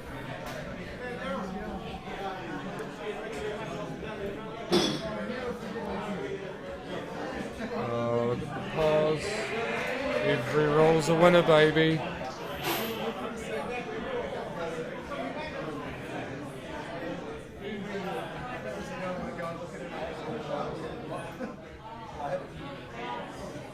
Drops it. There we go.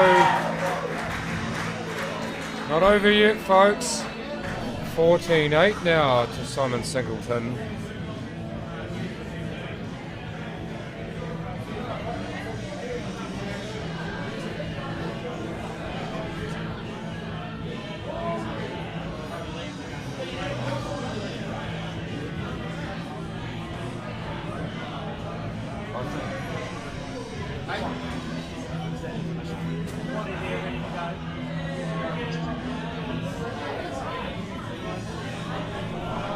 So we are going to a quick break, back in 5 minutes. Righto, when the chips are down and we ain't got much left, this is the next raffle prize. We are really getting down now, we don't think we're getting anything left. But we've dug deep because you guys are still 70-odd people floating around here, which just shows how much you guys appreciate the whole venue, the tournament, and the spectacle that these guys are putting on. So anyway, we managed to come up with something. Oh no, actually Maddie McKinnis is leaving, so ladies, you're going to miss out tonight. So anyway, the random draw number 84.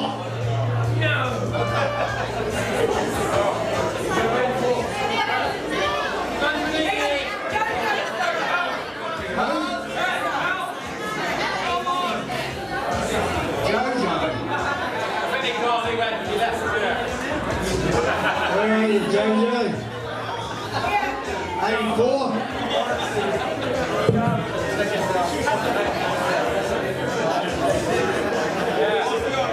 It's a legal land.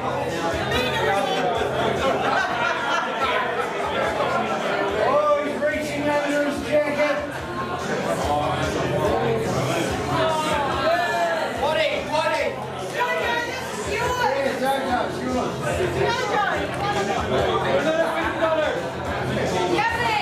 But I think we need the chips as well.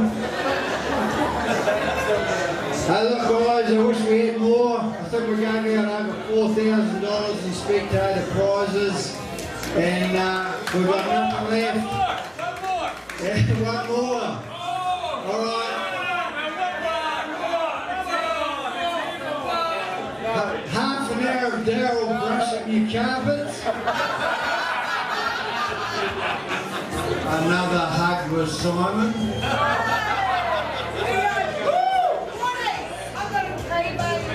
That was a K-bar. I think we're getting really desperate now.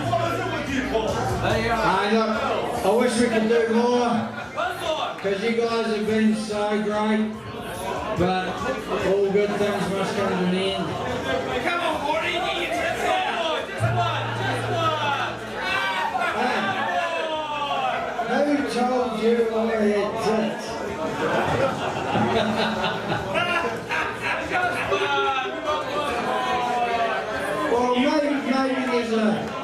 postman in the room that wants to donate an hour's time or something?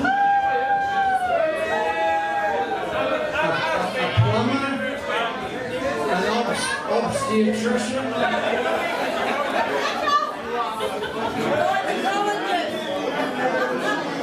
Like even Simon's sweating after working for a half. Okay guys, back to the action. Look, so appreciative that so many people are still here watching this. Let's get back to the action. 14 to the postman, 8 to the whiz. Let's go guys.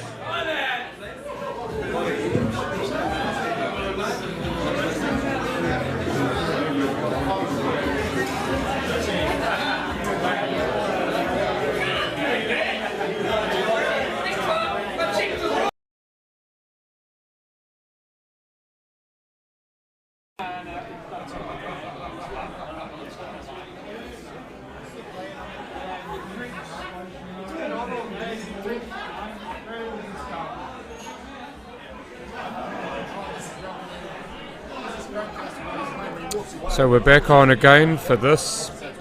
Whether or not this is the last session, we shall find out, but Des is most certainly hoping that he can extend his stay of execution a little bit more, or even turn the tables on the executioner, who knows. Joined back again by Michael Hayes. Thank you, John. 14-8. And he gets to break after a break in play. Now, this could be just the tonic for Des.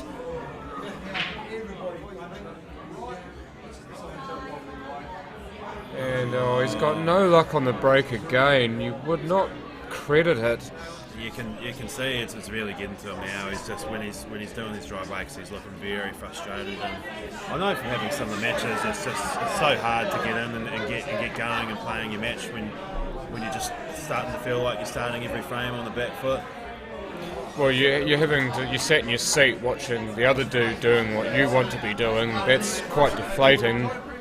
Now, Simon's got a nice open table here, but he's got a couple of balls that are in trouble, no matter which set he takes. So, sort of judicious use of the cue ball here in the first few shots could be the key to unlocking a finish.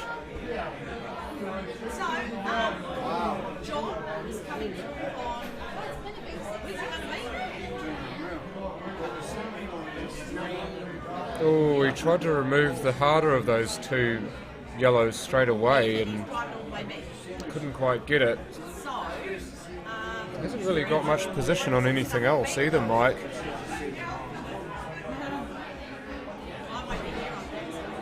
What would you do in this situation? Doing that yellow just above the D, if he'll try and cut it towards that bottom corner and maybe cover that corner and get himself a bit of control at the end of the table, or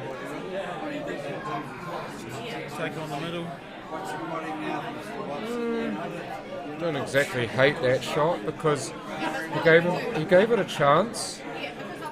He actually had a chance at perhaps two balls to get onto. The one that he tried to get out before might have been one to get onto, and also the one that's on the top rail. So he was still trying to create something there despite being out of position. And I guess that's the benefit of having that 6-frame lead as well, is that you can take slightly more risks with some of those shots. I mean, as you said earlier, you don't want to go too far and start taking a lot of risks and throw the game out the window. But it just takes the pressure off if you do want to fancy going for the odd shot here and there. Yeah, you did right too. Nigel Muir on cue have done an absolutely spectacular job on this table. On pretty much every table they make, they display the highest amount of craftsmanship and attention to detail. So Daryl Chambers and the whole team deserve a massive thumbs up for what they've done for this. This whole table with the cloth and everything just looks absolutely beautiful, and it's received so many positive comments by the players. And I mean, it is the players after all who benefit from having the spectacular table to play on. Yeah, Robert Henderson there. I can't disagree with you there, John. Always enjoyed the tables. Yeah, look at this funnel, and wow. Does it have the weight? No. Man, that one's really hugged the rail. I don't know what happened there. He's blocked that yellow that's stuck on the red. He's actually blocked that from going into that pocket because it was on in there before, and that was perhaps Simon's out. But now he's actually blocked that, so Simon may need to get a split on that. Yeah, I would love to see it in other venues. I'm not going to bag this place at all. I think it's great, but it helps when a tournament is moved around every so often, because what you get is then you get different players, people come to watch, and opportunities for venues to show how good they are at showcasing events like this, to be in consideration next time. Like the Racecourse Hotel and Motor Lodge, they've put on a beautiful venue for this, and as much as I'd love to see it here again next year, if another venue does put its hand up to host and can host it, then it needs to be considered to be held there. Yeah, well, like you say, John, I mean, there's a couple of ways to look at it. I mean, you know, this was an idea we pitched to the Racecourse Hotel, and that was all it was when we first spoke to them, an idea, and they really bought into that idea and you know, supported us straight away, gave us the freedom of the building to set things up the way we want. They, you know, helped us, out with sponsorship and things like that. So, we're very, very grateful to the Racecourse. You know, they've done a great job here, and you know, we'd love to support them again. But at the same time, we're very open to doing, you know, a variety of events and a variety of locations in the future. Like I say, that's the whole beauty of what we're trying to do. Is not really being tied to any one place or any one game or any one format. It's like I say, we're not looking to set up a new league or a new format or anything that people in New Zealand play. You know, there are great leagues and great competitions already running. We're just trying to supplement what we already have by filling, you know, the one gap that we do see that is just a little niche for some you know, high-end elite events that spectators can really come and enjoy and get involved in. So yeah, no, I guess equally we're trying to show people that you know, that it can be done, that you don't have to be tied to an organisation or running a clubs tournament or running a Super League tournament or running an NZPA tournament. You know, there is nothing stopping anyone anywhere in the country running their own tournament, and I think we've shown if you've got a good group of people who are prepared to work together and make something happen, it can be done, and if you make a good event, the players will come. Well, that's how the Super League started, wasn't it? It was quite humble beginnings to... the Super League was always part of a much bigger vision, John. Definitely the intent of Super League was always to run a Canterbury League, and once the Canterbury League was successful, to go nationwide. So like I say, this is very different to Super League. Like I say, we don't want to be doing the same thing, you know, regularly or every year even, or whatever. You know, I guess the appeal for us is that we can do a variety of events with a variety of players, variety of formats. The door's wide open. You know, we're not tied to anything in particular, and that's what really excites us about it, and gives us a lot of freedom to kind of you know, put together a tournament the way we see fit. That needs to woo, baby. Perfect. That's lovely. Comeback could still be on, folks. This for 14-9. Drains it, so reduces the deficit to 5.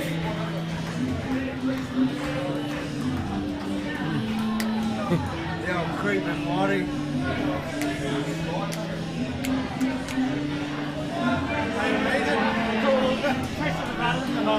The different screens.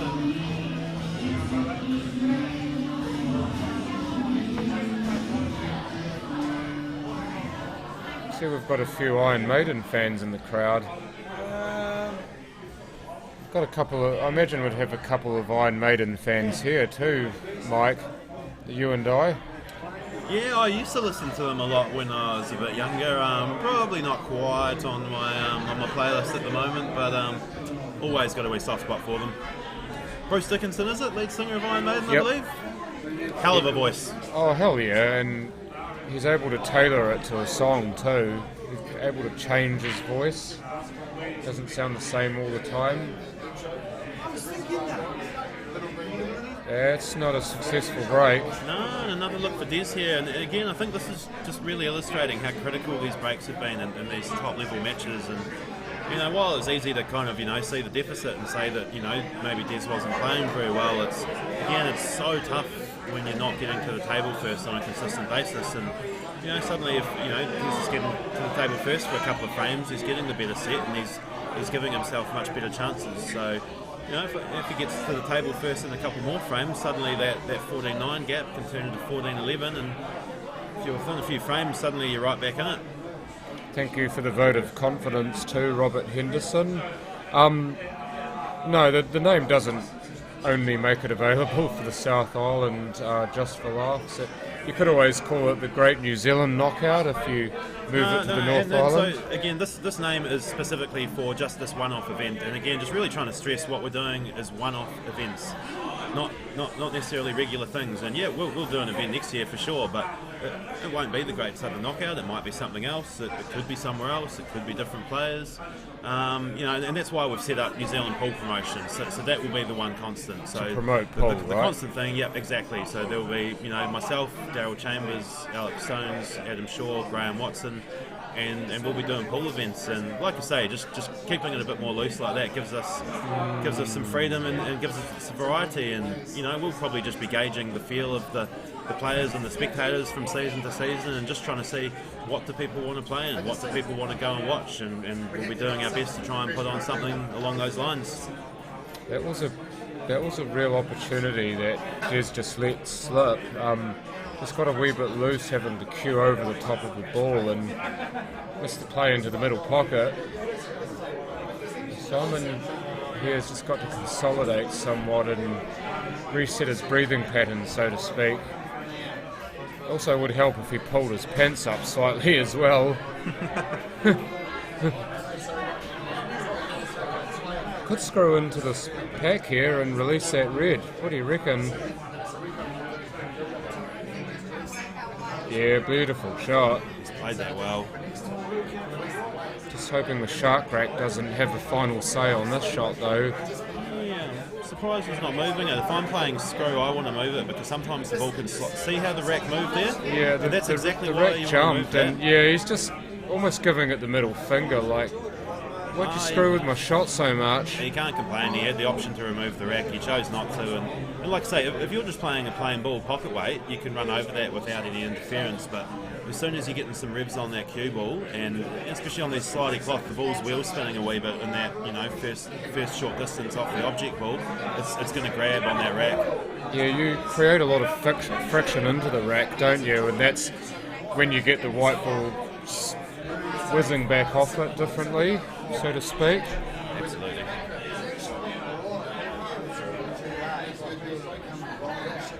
Always dangerous. Doesn't like this, does he? Yeah.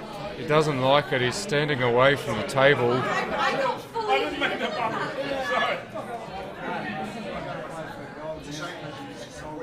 Is he going to absolutely drill this?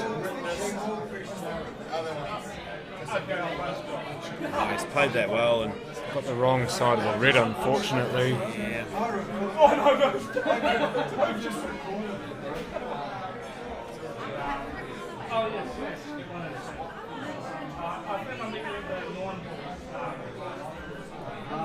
Just ultra sensitive mic here. I think people don't realise that they're being broadcast live.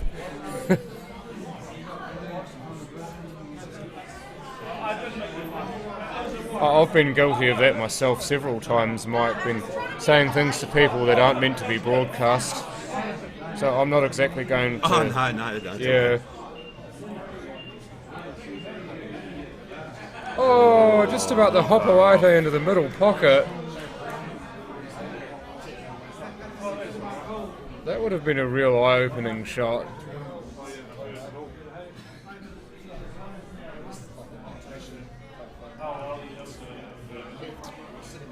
Is this on in the middle? Definitely looks on in the middle, the yellow right middle pocket. Yeah, no, I think so.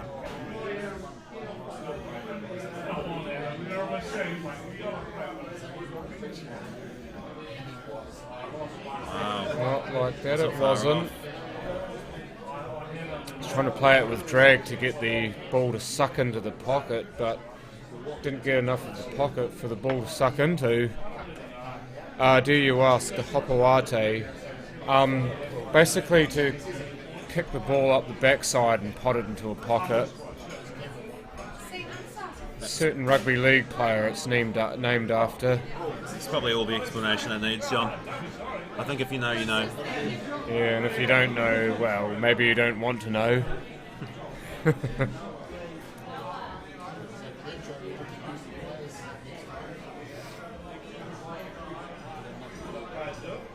Simon's out of position again here.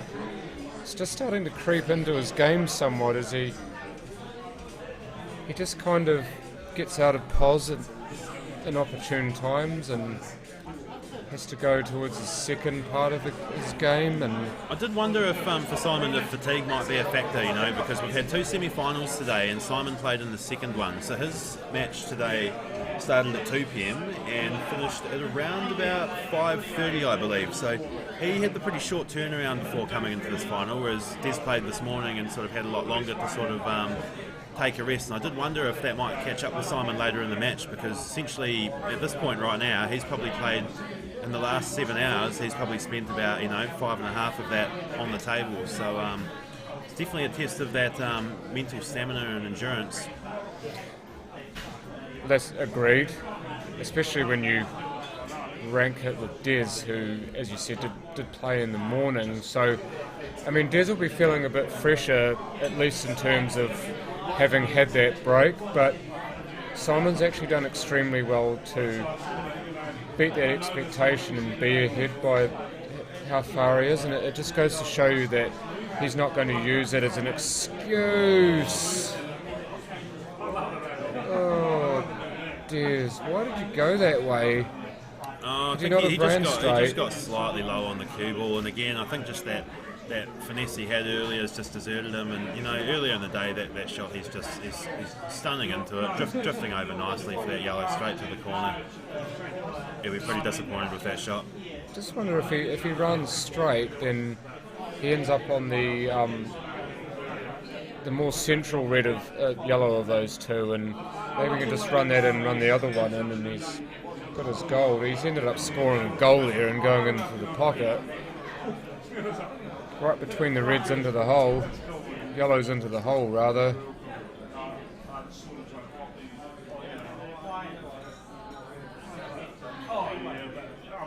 I just want to quickly interject here that often I do feel a bit guilty sort of sometimes having to critique the players when they're making mistakes and not playing shots as well as they like. I know a lot of these guys might be watching these back at some point, and you don't always like to sort of hear negative stuff about yourself, but I've been in the exact same boat myself. I've been on the matches on the stream table, and yeah, the reality is you just got to call it as you see it, and you can maybe watch it back and pick up on a couple of things. I've found that quite handy myself.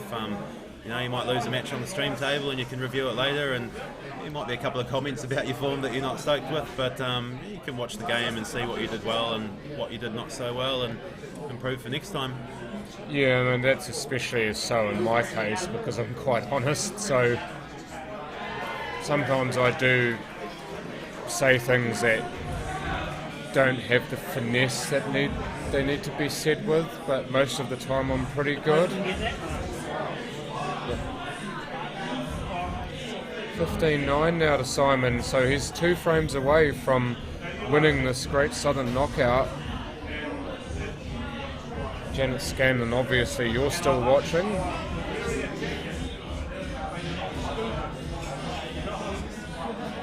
Here is again Simon's partner just below the on-cue table light.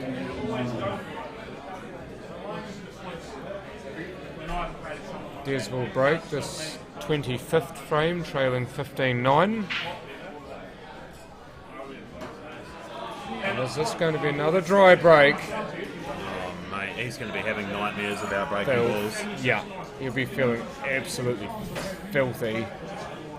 I mean, credit to him, I guess, the fact that he's even got 9 frames when a good chunk of this match, he's been breaking poorly and struggling to get in, and shows he is still taking opportunities when he does get them, but that's the reality. Is if you're not getting to the table first, you're not going to get enough opportunities to win a match. Yeah, that's. I know it sounds painfully obvious, Tony, but it is true, because a little bit does go a long way in this game, so to speak. There's those little 1, 2 and 5 percenters that aren't happening for Des that could mean that instead of 15-9 the score's 13-11 or something like that.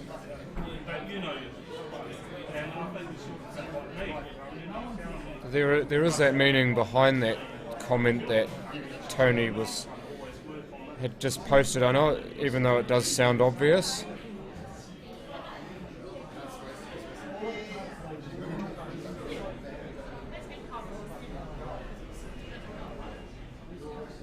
Take the yellow on the left, would you? Instead of having to go across and across and across. Yeah, again, I'm always thinking, which ball do I want to play last to get onto the black, and then sort of work my way back towards that. So I'm not sure if Simon's identified probably the lowest of the yellows. He wants to play that one last and leave a finish angle, so the white's naturally running off the bottom rail back up towards the black, and he's mapped out the other two balls to get himself into position to play that last. Yeah, because that ball he just played then would have been completely the wrong one for the black, because you've got the reds in the way, you've got a middle pocket waiting to catch you on the other side, and this one is not as difficult to play off. If you can get between all the reds and run more towards the centre of the table, you've got the black into the bottom right pocket. It's a tricky one. I'm assuming he's going to play left-hand side and try and play the black to the right side of the table as we see it. Just like that, and yes, like just give him the right amount of side, yeah, that's and beautiful. He's got that spot on. Great control of that shot. It looked easy, but again there are so many variables that can go off on you. Drops the black, so he's now on the hill.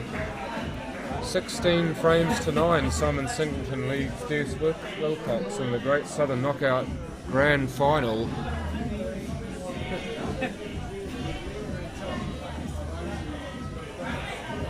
You're just trying to amp Des up there.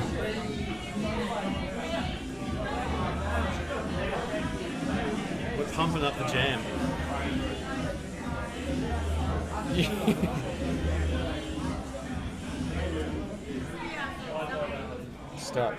Start bumping it, eh? Start bumping the music. So Simon's on the hill now. Pretty tough for Des from here. Simon knows he pretty much just needs one more good look at the table to seal the deal. Des will know he needs something special to take it from here. But, as we said, anything's possible. One break to rule them all, is it? One to rule them all. So it is. This is the one. Or no, maybe not. It's dry again.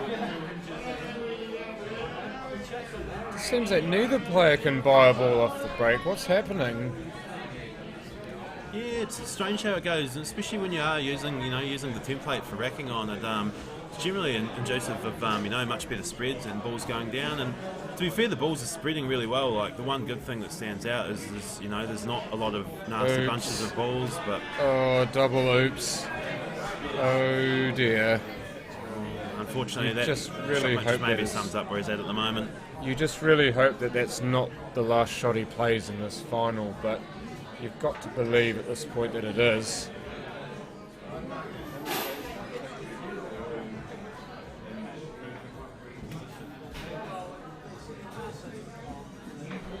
I don't want to speak too soon and do a disservice to Des or anything, but even though this match hasn't really played out the way he would have liked, you don't want to forget too quickly how well he's played in the other two matches today. And this tournament started with 8 of the absolute top players in this country, and Des might not have been anybody's first pick to take this thing out, but he started with a great win over Matt McInnes, and played really solid all-round game in that, and did the same to beat Adam Lilly, who's just been in great form in the last season or so as well. So you can still walk away from this very, very proud of his efforts and how he's applied himself.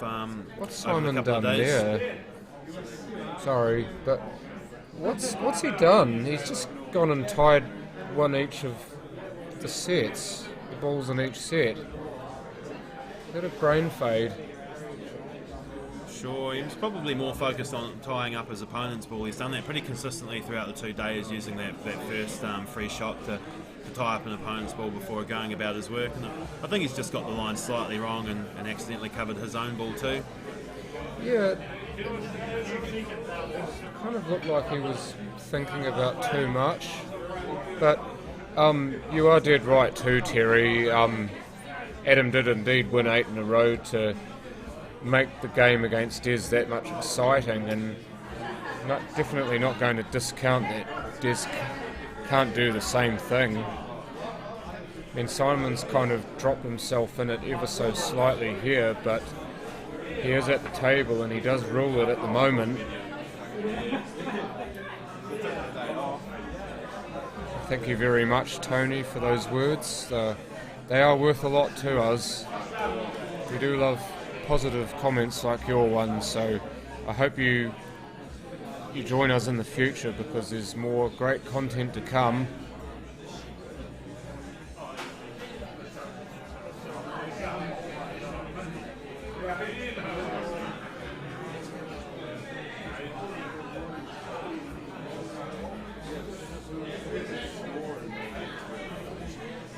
How thick do you reckon he'd want to catch the second red here? I'm not sure. About that? Yeah. Yeah, that answers the question beautifully.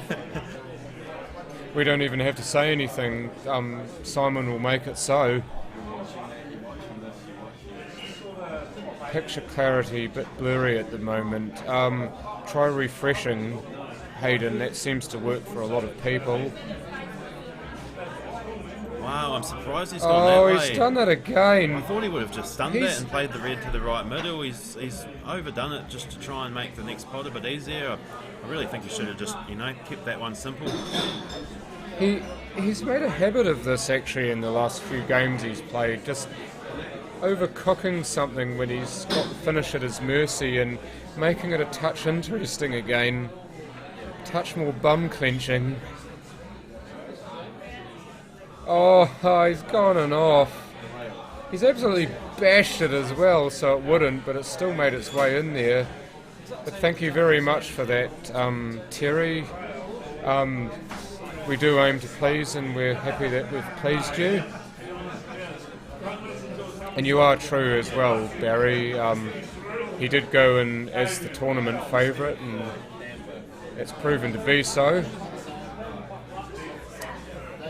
Now just needs this last frame to mop it all up, but at the moment he's sat in his seat because of the foul that he made before.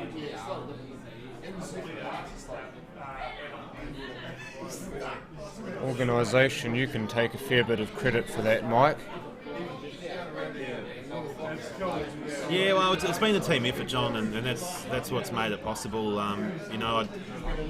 Knowing how much has gone into it over the last sort of 12 months, if something you're trying to do with one or two of you, it'd be a nightmare and pretty stressful. But when you've got 5 of you who got different skill sets and all get stuff done.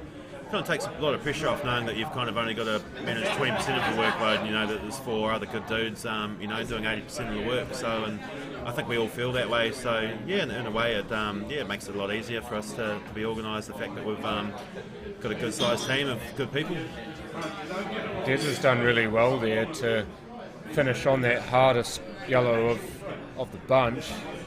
It's just that red was making it a bit more difficult. So he gets on that early, and now he's really got the table at his mercy. Just needs to make sure of this one. Plays it down the rail. This is the shot.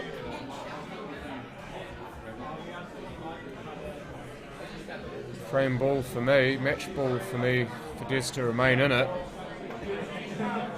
Oh, he didn't get the kick that he wanted off the other yellow. I think he just wanted to straight pot that. I think he's just overcut it. It looked like he'd overcut it to begin with, but the other yellow might have helped him, but he didn't get that help. Oh, now Simon's missed what would have been frame ball. I was ready to go. What are you going to do? This match still has legs.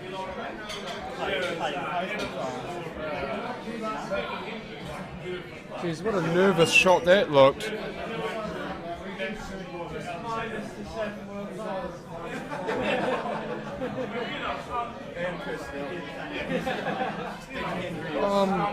His break has been a point of difference, Tara.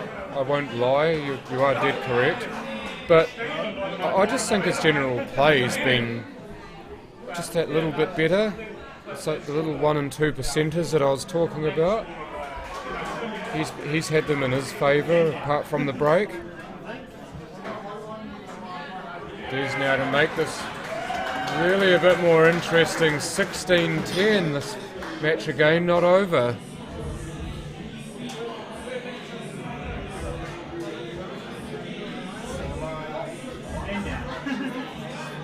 Is this a song tailored specifically for Des?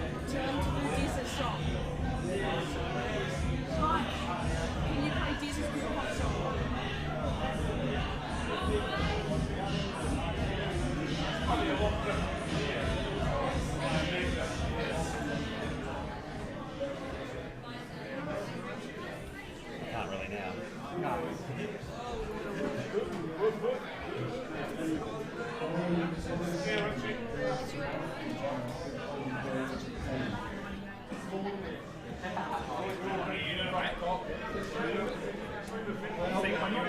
So 16 frames to 10, Des Wilcox with the break and needing to win every single frame now to have the result in his favour, and he's actually managed to make one off the break, Simon.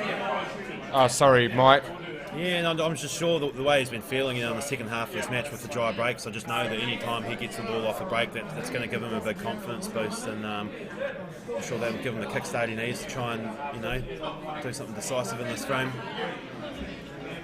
This shot's so important though, because he could try to slow roll the yellow into the middle pocket on the right, but he could also try the yellow into the middle pocket on the left, but then he's sort of running into issues with position if he overplays it.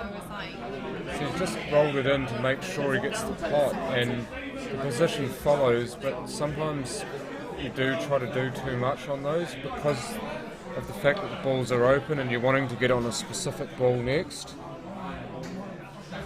Initially, the risk here, John, is going to be, I think that the yellow he wants to promote here is going to probably promote the reds as well, and then with that yellow being on the red, there's no real guarantee of where it will end up, so it's a wee bit of a 50-50 shot here. And that was the risk, so he's promoted one of Simon's balls and his yellow's still tied up, so just the balls are starting to slowly look like they might suit Simon more unless Des can pull something off to open that up. Oh, here we go. Again. If it doesn't work, try again. Shot from Des. He's given himself a sniff. I'm not sure about that yellow central on the table where that's on though, if he's going to have to get low on that to have a shot to the middles. Yeah, no, it's on in the middle pocket, but I don't believe it passes either red into either of the corners at that end. So the thing for me is you pot this, and then it's your cue power that decides whether or not you get a shot on it. Playing that yellow near the rail. Oh, that's beautifully cued. Now, does he have any sort of angle where he can get onto it? That I know he can put a lot of bottom left on it, but can he get enough in? Wondering if he can drive through with right hand side to go right round the table off a few rails. No, he's going for the snooker. He's going for the snooker. He's played it beautifully right when he's needed one. And Simon there tapping the table in acknowledgement. Well played. He's just showed why they're playing and not us. We're looking at all sorts of extravagant shit he can go for, and he's played a very good shot there. Excuse my language there. Getting late, but tired. Slip of the tongue. I didn't actually hear you say anything. I'm being honest too. Slipped it in very casually. Headset.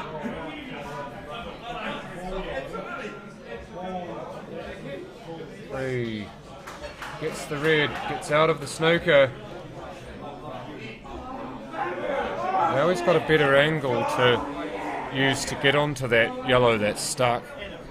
Same question asked though, it's that yellow's not really on to many pockets, and it takes such a precise shot. I'll be wondering if he can try and promote this yellow that's in the centre of the table and somehow get the white into a position where he doesn't leave Simon a starter, but it's going to be tough from here. Yeah, that's not easy because the reds are nice and spread, and there's one near a pocket, so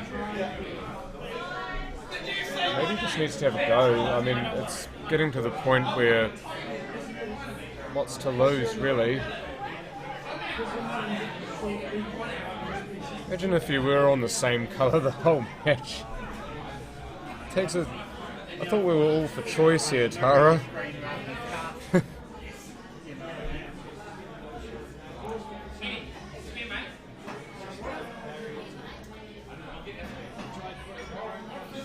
Trying to tie all those reds up, which is actually not a bad option. I don't know if he's done it to the extent that he would like, but he has freed that yellow up, so he has put that little bit of pressure on.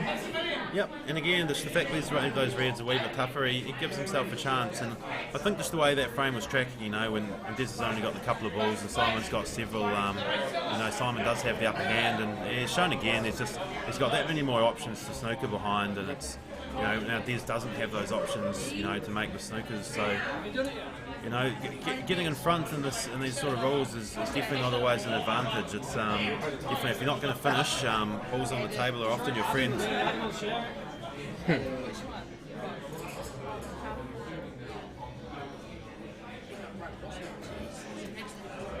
got out of the snooker, but you know what though? Simon's actually said that it's a touching ball on the rail there, which... See a tight snooker coming up? Yeah, I know. There's no word, nothing here that suggests that he's going to pot one. I reckon that's a snooker all day.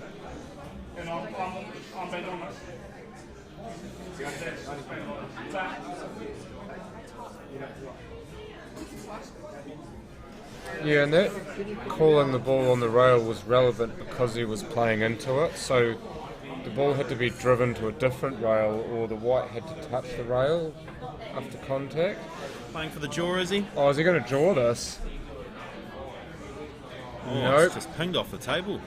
I think just because he had to bridge over that red ball and jack up his rear hand a wee bit, he just ended up hitting down slightly into the cue ball, just causing it to jump. So once again, he's just using that first shot just to burn one of the opponent's balls, and again just giving him that security option that if he doesn't make his finish. But we don't know who it's going to be. You can just do it again, can't he? I believe that's a touching ball. Yeah, I don't think Simon will be overly happy with how those two reds are set against each other though. I think he's played that shot a little bit casually because as much as what you want to keep your opponent tight, you need to advance your own balls as well, and sure. No. I was going to say that would be a hell of a snooker to get out of. Des unfortunately couldn't get out of it. So Simon can use the free shot that he's got to separate those two reds. Well, do you Tell think you what, all of those he'll reds probably there run that still yellow makes it onto the other difficult. yellow? I wouldn't be surprised if he goes the conservative option again. Yeah, that's always... Yep, and he's going to take Des's yellow. The yellow and pot it. It's so much now. It just gets even harder for Des because now Des has only got one ball to hit and only one ball to hide behind. Oh, he's not potting it, just tying it up.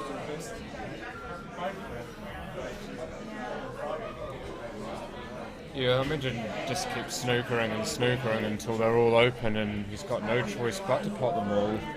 Well, these tactics, they might seem a tiny bit foreign to someone who's not as accustomed to these rules, maybe coming from Charter Club and going for the pod a bit more often, but it's just a good example, of how to best utilise these rules in a tactical sense, just to control the frame and to secure the win. Tell you what, if Des gets out of this snooker, then a little bit of pressure could go back on Simon because those two reds are still tied up and Des will most likely leave Simon at the other end of the table.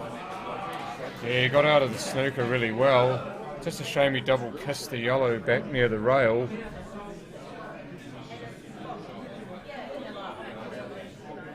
Another snooker, do you reckon? Or does he just leave him long?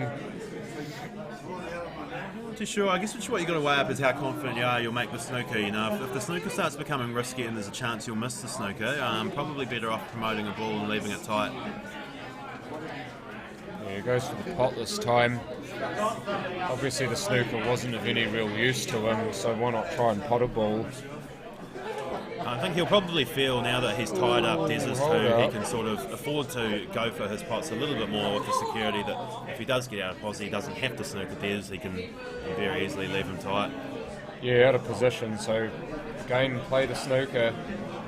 Yeah, you can see just with each turn, Simon's progressing his balls and getting them into better and better positions, and I guess Des, all he can really do is just keep trying to make his ball and hope that he gets a bit of luck and not leaving a starter, and maybe just force Simon into an error or not making his finish. This has got to be so frustrating for Des though. Simon can't finish, but he can't play. Des can't play a shot. Made it out of that snooker though.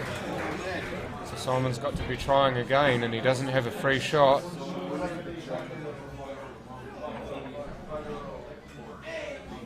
I think he'll just run this one down the rail towards the bottom corner, will he? White drifting towards the other red opposite corner. So he doesn't want to leave Des a shot on that yellow on the side rail though. As much as it would be a tough long shot, it is potable and would give Des a chance to finish, so he's probably just wary of that yellow. Yeah, it's like you're not wanting to give your opponent a sniff at all, are you? So he's played that there, you know, as a two-way shot, and if he misses the pot, he's hoping that black is covering that yellow. Starting to look like it should be over from here though. Said that before. Got the weight right on that, so he's off angle on the red, so he can kind of run through this if he wants to. Do you reckon what? He runs through it? Yeah, I think so. I think the white's naturally going to go pretty straight up and down with the top. Ooh, that wiped its feet. But in it goes, and you see why he's played it that way. Perfect position. Now just needs to roll this in quite slowly, and this for the win, for the grand final. Simon Singleton, 17-10 over Des Wilcox, is your champion in the 2020 Great Southern Knockout Grand Final. Well done to Simon, commiserations to Des, and thank you very much to my co-commentator Michael Hayes, and also thank you very much for the massive work you've put into making this tournament happen. I just want to say thanks to everybody who's been part of it, whether they've been organising, spectating, online on the stream, the players, everyone's been brilliant. So thanks for listening to me, and yeah, hopefully we'll see you guys all again soon.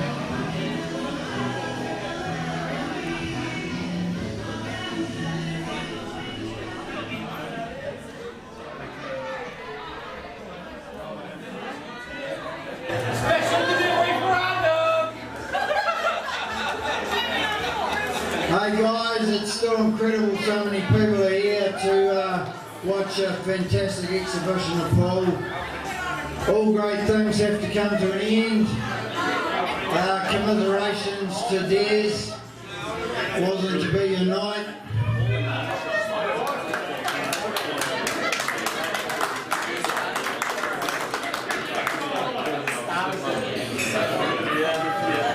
We're still processing. So commiserations to Des, it wasn't be your night, but look, to get through to the final in this field is a fantastic effort.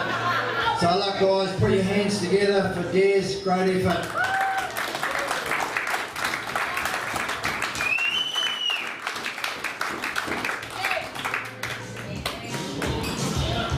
And just filling in a bit of time until something happens. We've got one more prize. Can we get the random generator out?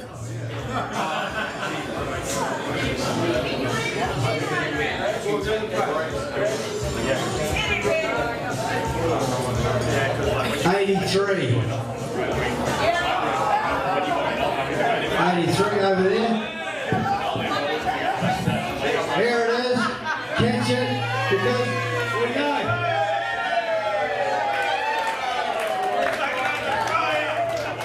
We know that there's no toilet paper left in Australia, so I hope you're going to the Gold Coast. So, Simon Singleton. His motto is the postman always delivers, and tonight the postman did deliver. Played consistently well on Friday and Saturday, as you always do. Consistent player, very, very hard to beat. Can't make mistakes against you, you take advantage of them. So we've got something to present to you. I'd like you to come up here, you two guys. Shake hands here with Des first. And Simon, we'd like to present you with this check.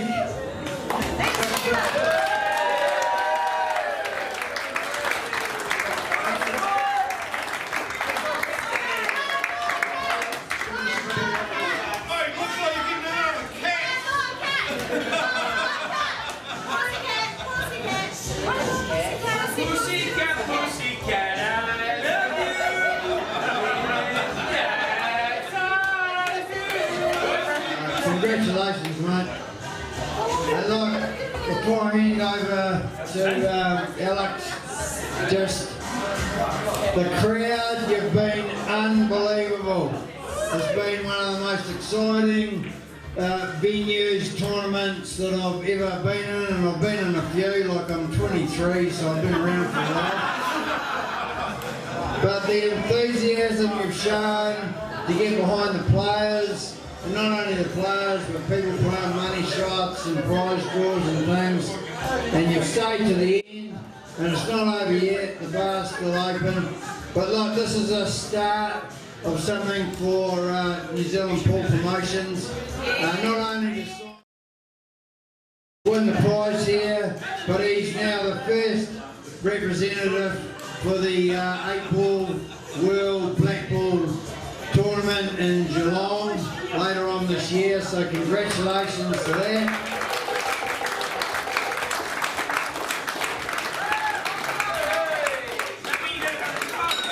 And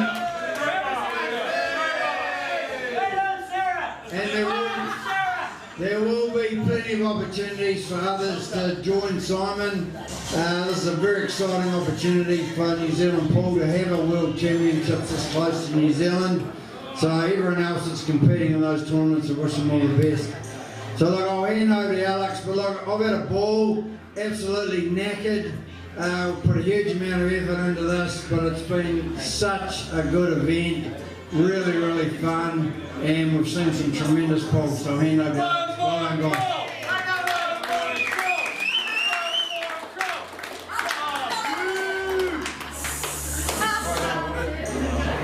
Firstly, Des, commiserations, Titanic battle. Over the last couple of days we talked about his matches being decided by 5 margins. I think one of the themes within that match came down to the break. You had a lot of dry breaks, and Simon just hammering balls into that middle bag with his consistent break. Was that where you think a lot of the match went in Simon's favour? Yeah, you know, we were 4 each after the first session. Anyone's game, just staying with the net is always good. Through that middle session, I would have had like 3 or 4 offs, dry breaks. The breaks just didn't help. Didn't give me the opportunity to try and run out my own breaks, and getting pretty good spreads. So and I felt alright, and then I did miss a few, but still I reckon if I had got pulled out the break for the middle session, the score would be a bit closer. But I just couldn't apply pressure on Simon when he was just running my racks. It was too easy to really with that big spreads. And we talked before the match about fatigue, and I think certainly in the last sort of hour or so you probably missed a few shots that you definitely didn't miss yesterday or this morning. I mean, how tough was it mentally and physically? Yeah, racing at 17 is something else, but the last half an hour is like, you concentrate just in and out, and that showed me, even if I missed a couple we should have, and then I missed a couple, we'll both be sleeping well tomorrow, as Simon said earlier, but it was big well done to Simon. He kept the most consistent player of the weekend, well deserved. He was clinical enough there. Good on him. Fantastic. Right, I'm sure I speak for everyone there, so I want to say, you played fantastic all weekend, and I'm sure your 3 boys are probably fast asleep, but I'm sure they'll be extremely proud of the way their dad has conducted himself and played over the last couple of days. So well done, guys. Thank you.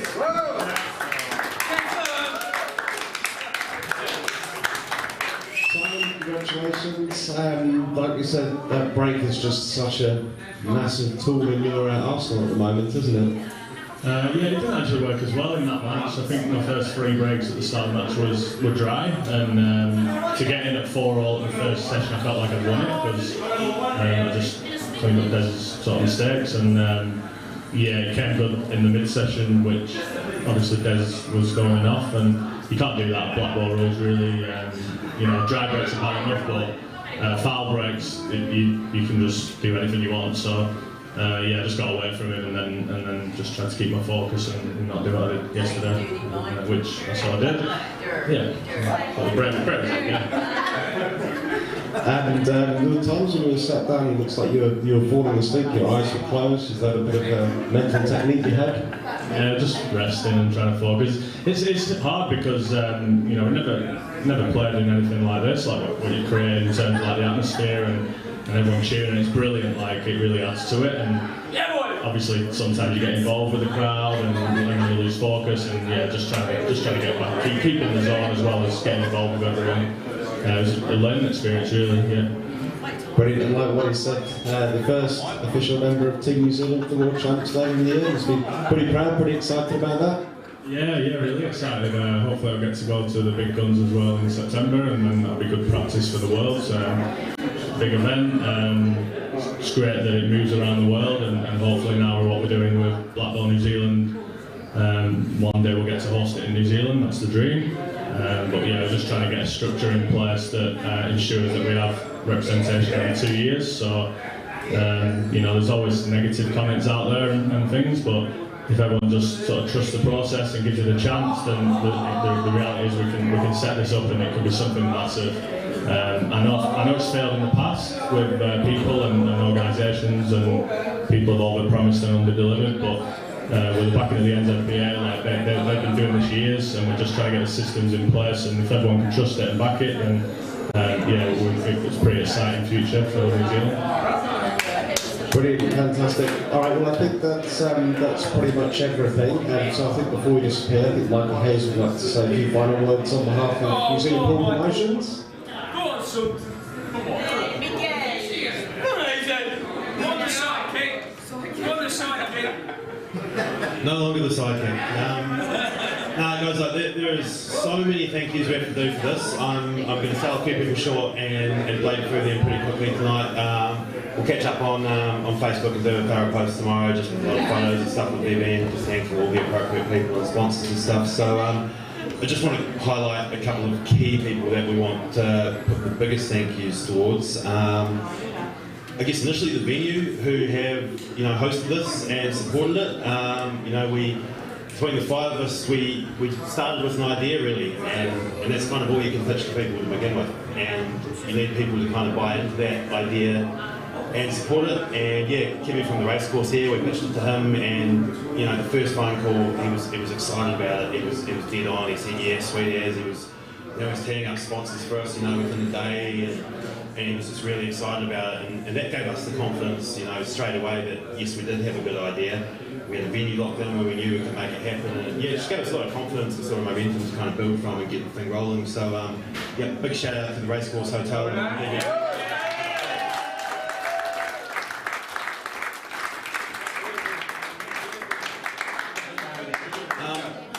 The second big thanks is to the players, and obviously these guys right here have done really well. And obviously Des, while that match didn't go your way, I think you showed a lot of people what you made of this week, and there's a lot of guys down here in the South Island in Canterbury don't know too much about you, and there's a few people around here who said to me, oh, who's Des Wilcox, what's he doing around here? And I told them, man, I said, you watch Des, you'll find out, and they know. So well done to you, and Simon again, just proving why you're the man to beat. Well done, man. Again, just top stuff. Consistent. But more importantly, just the players in general for supporting us, because again, it's the same thing. We pitched them an idea, partway through last year, and as much as we knew that this was going to be big, and we had the vision, we knew this was going to be amazing, but without 8 of the best players in the country, this isn't what it is, you know. And don't get me wrong, you can get a whole bunch of great players and do a great tournament, but without the best of the best, you know, people really won't come out of the woodworks to the same degree to kind of watch it. And everybody's just been raving about the standard of the play. So thanks to the guys for fronting up. You know, it's big money entry, travel, and the risk that, you know, even if you win your first game and lose your second game, you know, you're going home empty-handed financially. But hopefully all the players appreciate that they're they've been a part of the beginning of something quite big. I think this is the sort of event New Zealand Pool's been crying out for a long time. You know, we've got so much talent here, and there's never been a greater showcase for it like this. Super League started recently-ish and it kind of started moving in that direction. We've been able to kind of piggyback some momentum off the back of it, and the feedback's been great. So yeah, thanks very much for the players for believing in what we're doing. All the players! And made it what it is.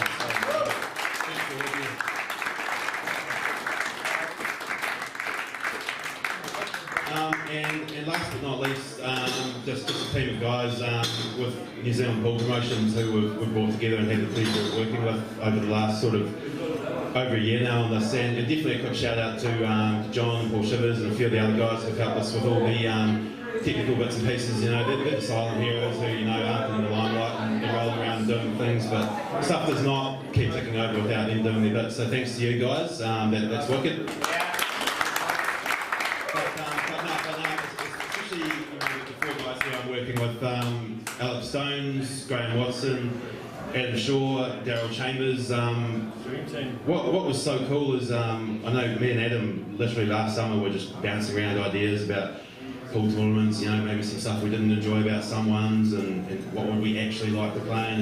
And equally, you know, as players, we don't always enjoy watching pool, and we had to ask ourselves, what would we actually want to go and watch? And we kind of had a few ideas, and then thought, you know, we knew Alex and Daryl had started some stuff with the money matches and thinking along similar lines, and thought, yeah, we should put our heads together with those guys. And as soon as we got chatting, you know, you could just see everybody was on the same page, and we were all genuinely really excited about what was happening. And you know, we thought about Waddy as well very quickly, and he was a great man to get involved. You know, we just, you know, could you ask for a better person to be emceeing an event, man? He's just in dynamite. He knows everybody. He literally knows everybody. You know, he's had a, you know, famous New Zealand sportsman down here commentating. The amount of hookups he's pulled together, you know, to get various bits and pieces we've needed for this. He's been great. Different skills with all the guys though, you know, like Alex has just been nailing all like the social media stuff and all the online stuff, and Daryl from the tables and yeah, and that, and the streaming. You know, Adam built this arena. You know,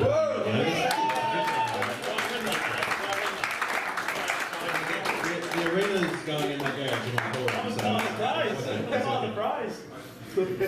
but no, like say as soon as we got talking, yeah, we realised, man, we're on the same page. We've got this great idea. This is going to be great, and seeing it come together the last few days has just been unreal. Like I've never been so proud of something. It's like everybody's been loving it, the players, the spectators, and we know this is just the beginning. You know, the fact that this has gone well. You know, we've got a product we can take out there now and show other sponsors, other venues.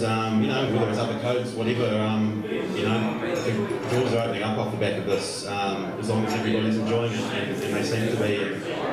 And yeah, we just want to stress as well, like what we're about. It's not about sort of, you know, interfering with any of the regular competitions, charter clubs, Super League, NZA, whatever. We just think we've seen this gap, but now just for these one-off events that are just all about top players and excitement and spectators, and just trying to put on a show everyone enjoys. You know, we're all pool players and pool fans, and yeah, we see stuff like this, and it's just that gap that was missing. So yeah, looking forward to the future, plenty more. So yeah, thanks everyone. It's been great.